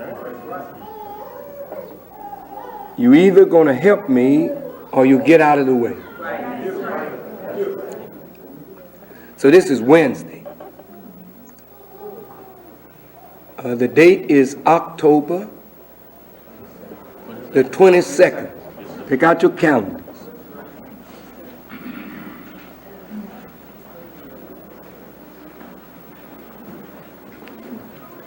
This building will reopen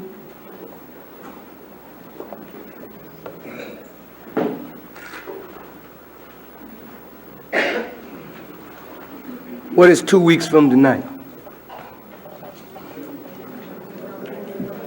November what? November the 5th? Right. 2 weeks from tonight is November the 5th? Yes, sir. Yes, sir. Mm-hmm.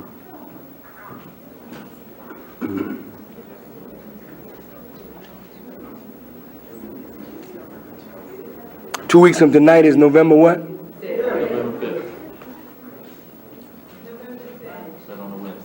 November the 5th? Yes, sir. He has his calendar right here. 5th. Okay, maybe that Sunday. The Wednesday, the 5th, is it the 9th or the 10th of November? The 9th will be the Sunday. The 9th? The 9th of November. Put that down on your calendar. I hope to see you on the 9th. And when you come back, if you care to,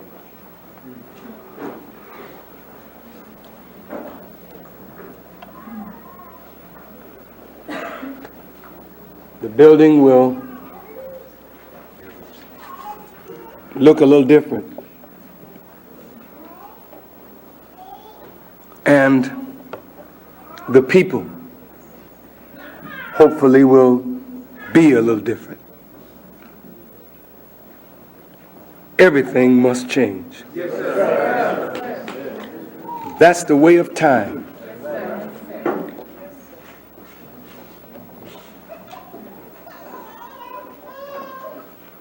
The business aspect of this building, Brother Wazir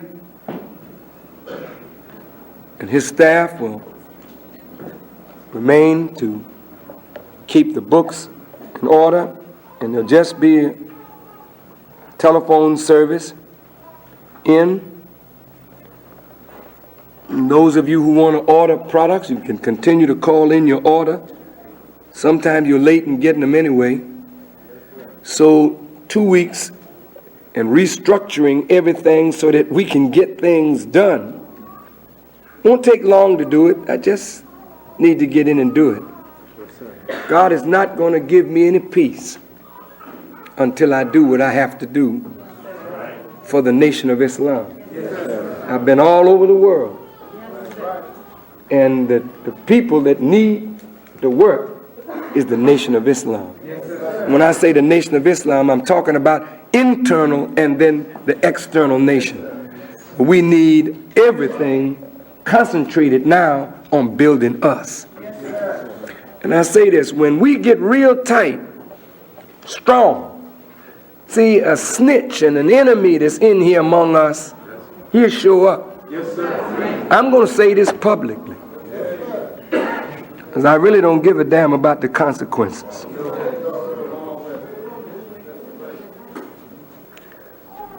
A dear brother and or sister,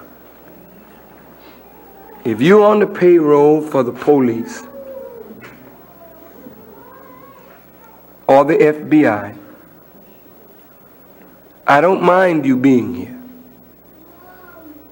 I really don't mind. Because we're not doing anything that we would be ashamed of. So you can be here. That's okay. And even if we knew you was the police, we would not bother you. However, if you work in an evil way to try and break up something good for our people, then we will kill you. Yes, sir.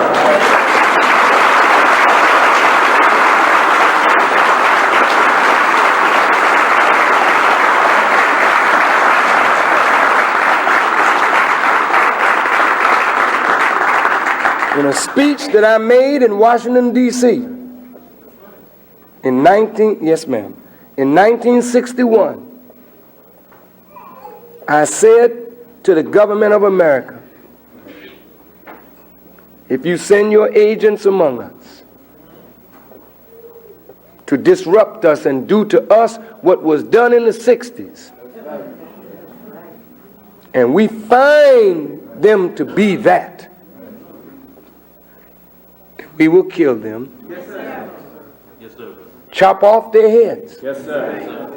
And bring their heads to you. Yes, sir. Brothers, don't you be no damn fool. Right. Because see, the white man can't hide your black behind from us. No, sir. Wait.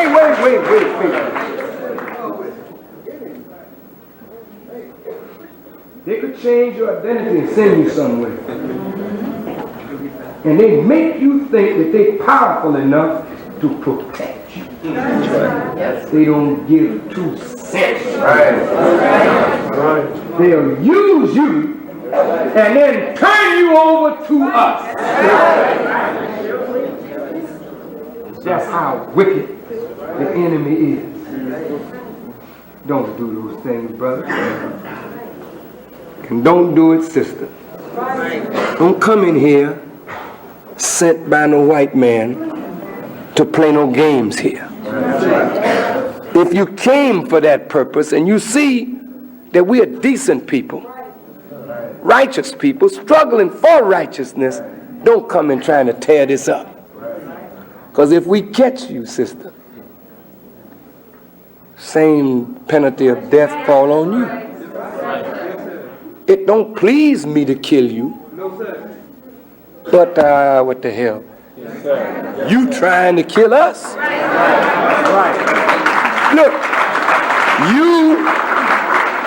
you would bring drugs. That's right.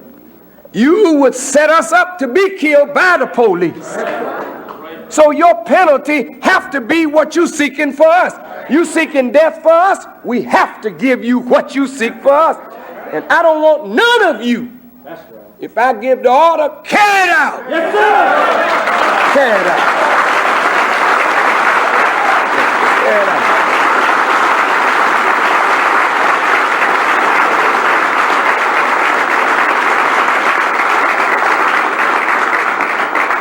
That's what my father told me. Yes, sir. I'm telling you.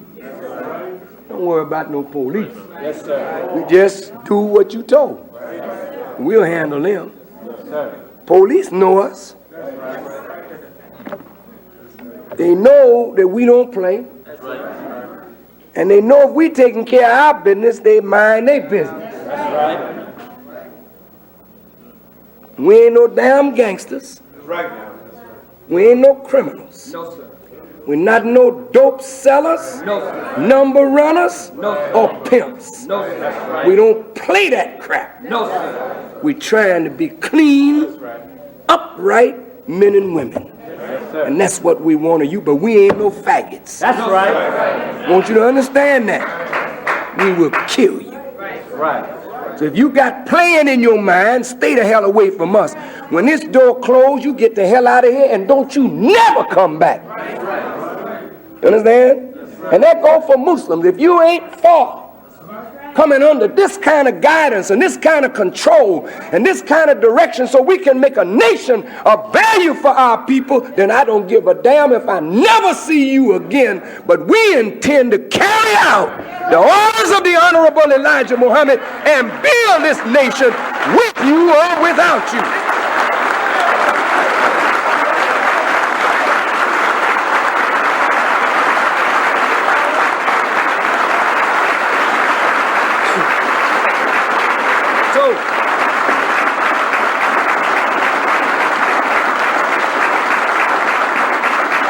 Okay, I take it then by your stand that you tired of foolishness too.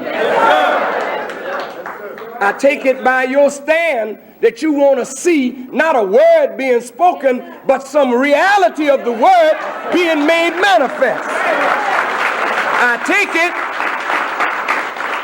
take it that all these men want to be made into a strong brotherhood. Yes, sir. Yes, sir. Not no little panty waist.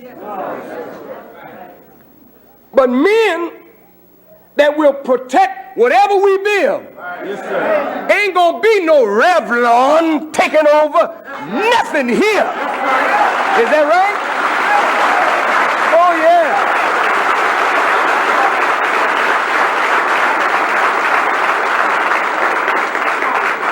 I mean, the nerve of them devils. They gonna put Johnson and Gardner and Soft Sheen and everybody that's black out of business. Why? Because they know they got the power of the government to back them up.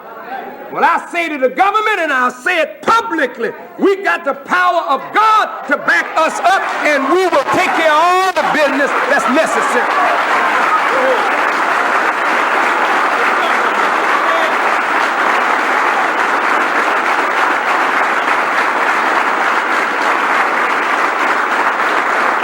Thank you.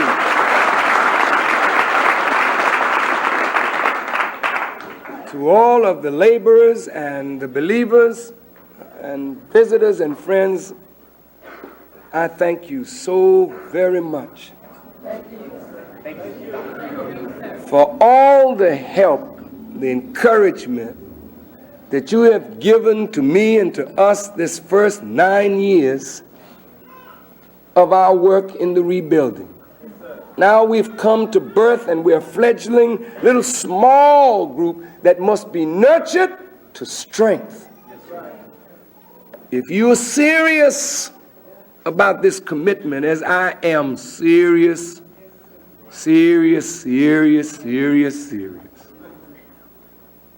then the laborers, we ain't got no 2 weeks.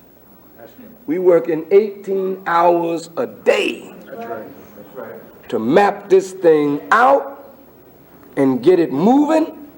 And when you come back on that Sunday, you come back not just to hear some teaching, because I'm getting tired of doing all of this.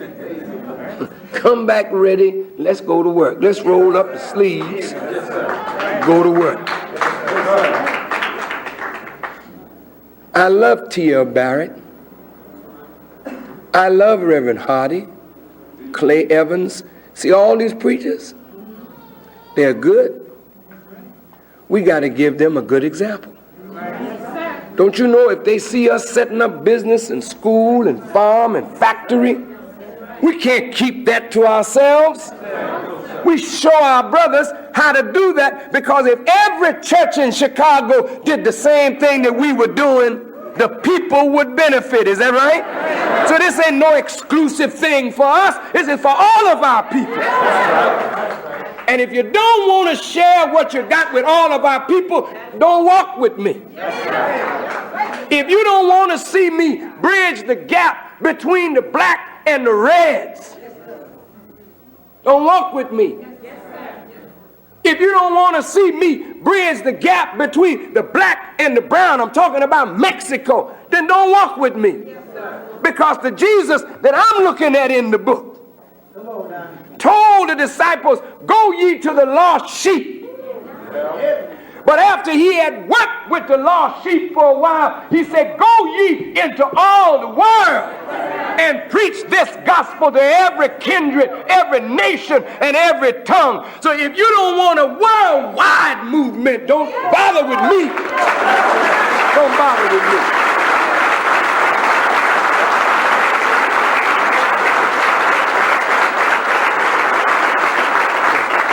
If you want to keep the messengers teaching local so that you can look at it and say, this is mine. I got it and I ain't sharing it. We black and this is black and we are black and this is black. If this is what you want 2 weeks from now, I don't expect to see you. I'm giving you your salute tonight. Because black mean it's universal. And if it's universal, it belongs to every member of the human family. What I taught tonight, white folk need to know it. Yellow folk, brown folk need to know who you are.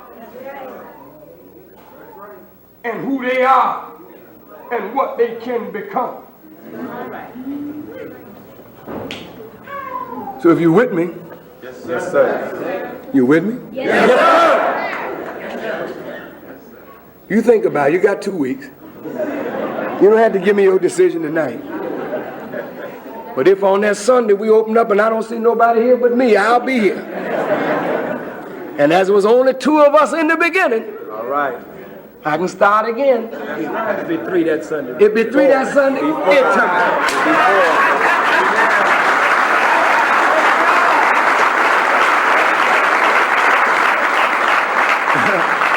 That's right. Where are we going? I mean, if we don't do this, what else are we going to do? If we don't work to wake up our people, there ain't nothing worth living for. I don't want to live no more. If I can't help black people up out of this condition, I'd rather be dead. And I ain't gonna let no cracker in Washington or Chicago, City Hall, stop me from helping black people. What about you?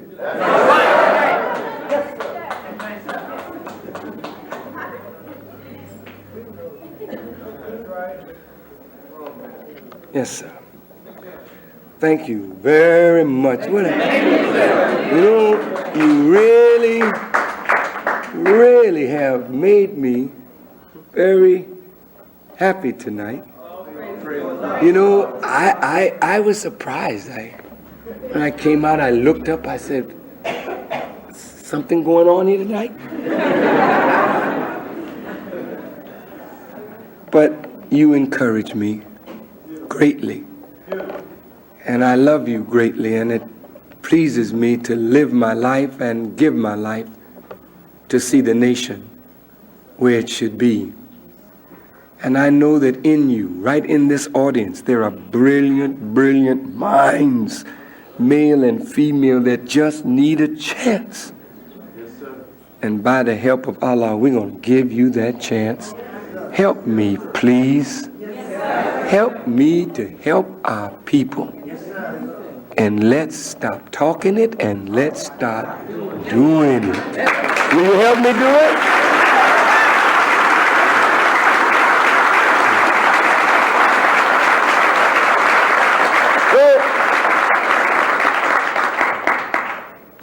I know that they're going to say, oh, there go that Farrakhan threatening people again. But I said to them, if I had ordered Mr. Coleman killed, he would have been dead the next day. I know what I'm dealing with here. I haven't ordered no black person hurt since I have been the minister of the Nation of Islam. Never. I love black people too much. I take abuse first and last and then some more. I don't order none of these to harm nobody. Even when people have robbed us, and I know they have robbed us, and the brothers wanted to kill them, I say, no, leave them alone.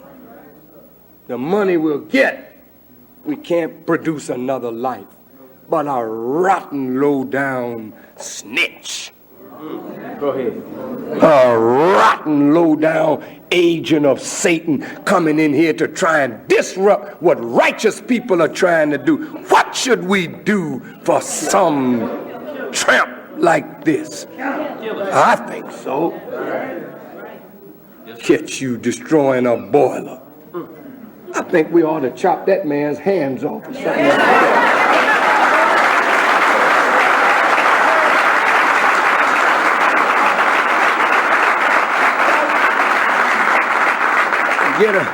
Get a special meat cleaver for your hand.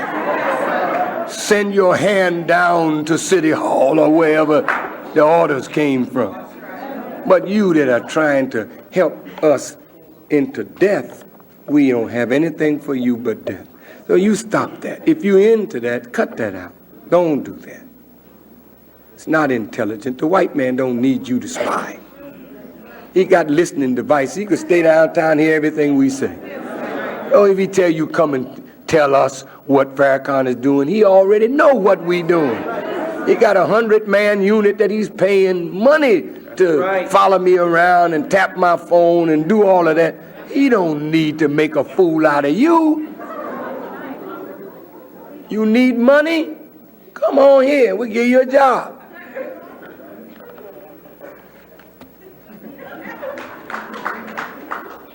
Thank you.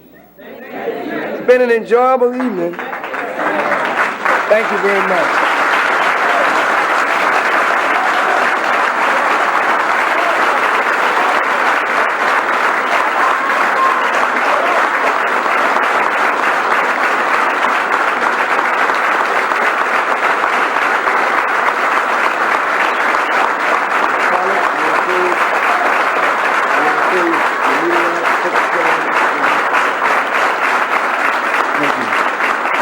Well,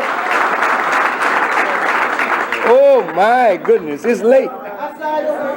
10:25, but Sister Najib, I want to see you afterwards. Just a small announcement. Brother Khalid is going to dismiss us. Where's Brother Ahmed Tijani? Okay. Yeah, we got to have some charity, right? And you know, while you are home this next 2 weeks, you can tune in to broadcast Sunday. Okay? If it be the will of Allah, I may just broadcast from my home Sunday. I just may talk to you for an hour and see if BEE will hook us up in the house. And pretty soon, if it be the will of Allah, we're going to have a satellite dish that you don't have to worry.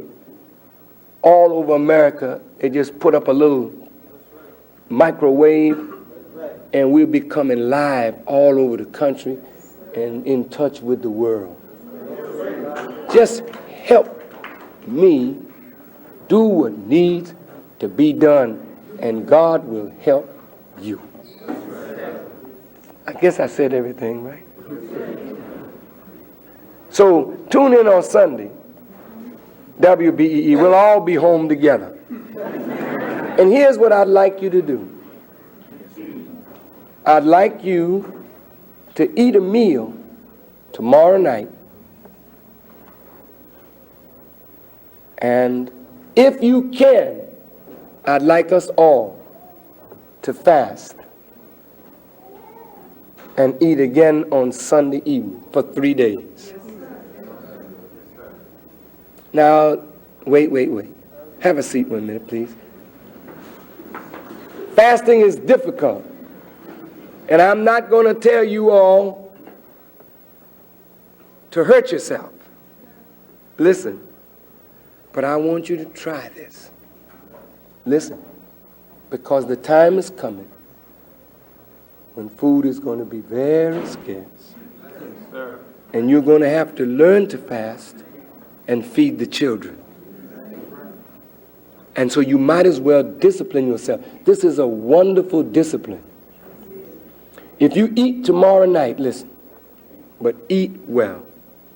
Don't gorge yourself, but eat well. If you know how to make a good soup, eat a soup, a little salad, and a nice plate of food. And then on Friday morning, you wake up, you can have a little juice. You can have a little tea. Or if you drink coffee, water. But no solid food for the whole day. Now the first day is the hardest day of all. And I'll tell you how to get through it.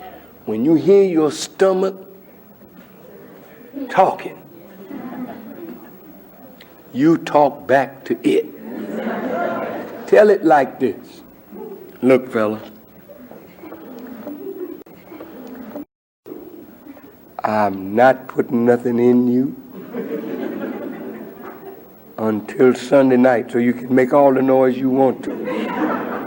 No, you think I'm joking, but I'm serious. I'm not joking. I know somebody think you crazy talking to your stomach like that. But if you talk to your stomach, I mean, it'll growl now. It'll act a fool after you talk to it because it's rebelling, you see. It's like Iblis, you know. But you talk and say, look, I'm not putting nothing in. I don't care what you do. And before you know it, it'll just subside. You go get something hot and put it in and drink some water. Drink a little bit more water than you usually do.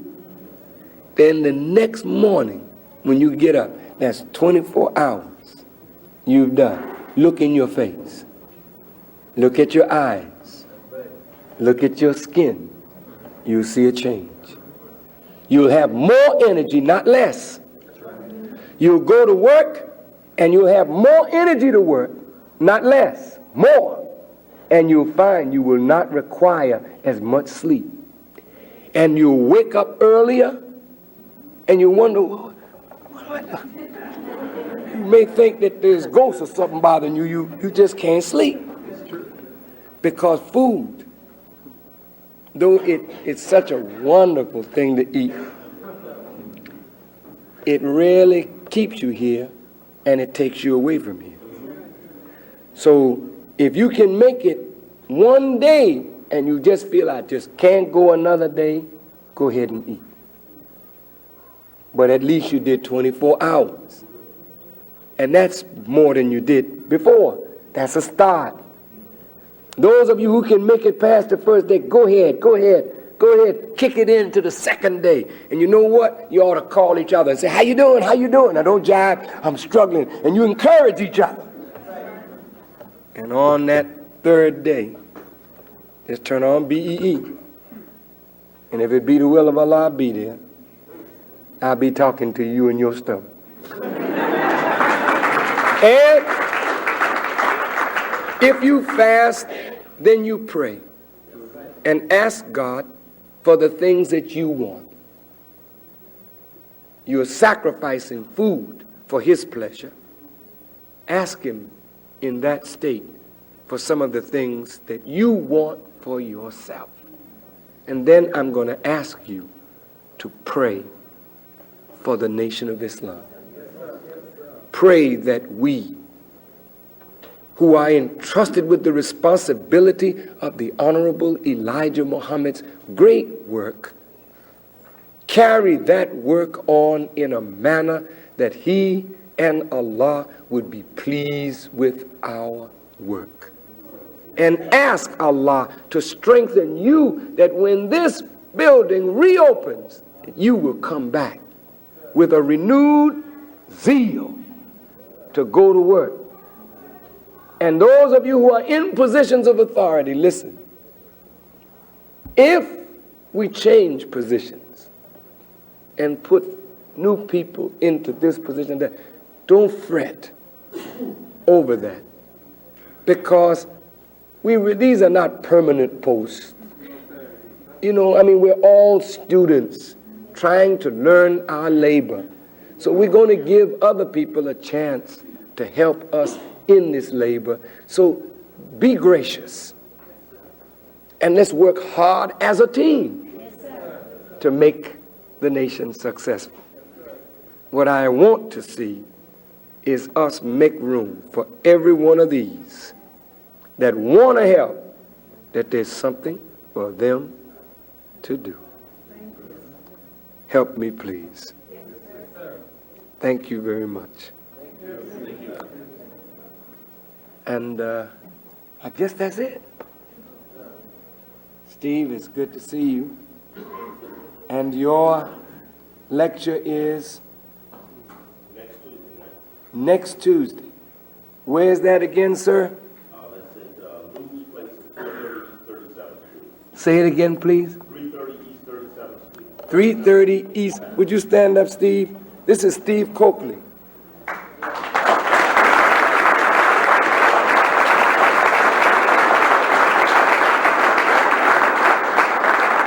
Now, brothers and sisters, since the final call is not going to be open for a few weeks, Brother Steve has a lot to say, a lot of information to give. Why don't we go where he is and support him? Will you do that? And while the mosque is under recess and renovation and reorganization and whatnot, there'll be no FOI, there'll be no MGT. The paper, the final call newspaper will be produced on Friday. It will be ready on Friday. When will it go to print, brother? Monday morning. Monday morning. But this will be the last paper that we will produce for a while. We intend to mic everything down so that paper will come out right. Not that the brother's doing an excellent job with the paper. I really like his work.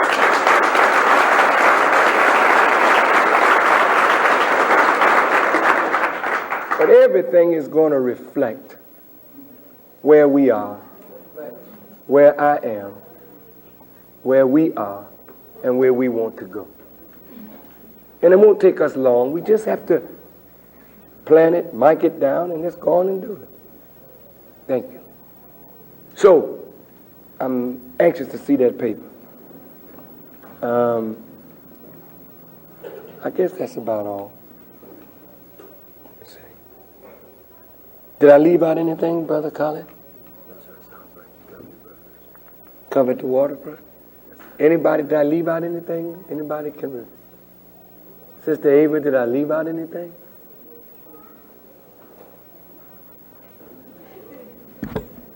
Well, I'm going to leave out. And thank you. No, I ain't. I'm sorry? Thank you. Oh, brother. All praise to Allah. Thank you. Thank you, brother. Thank you. Assalamu alaikum. Hope to see you in 2 weeks, inshallah. Assalamu alaikum.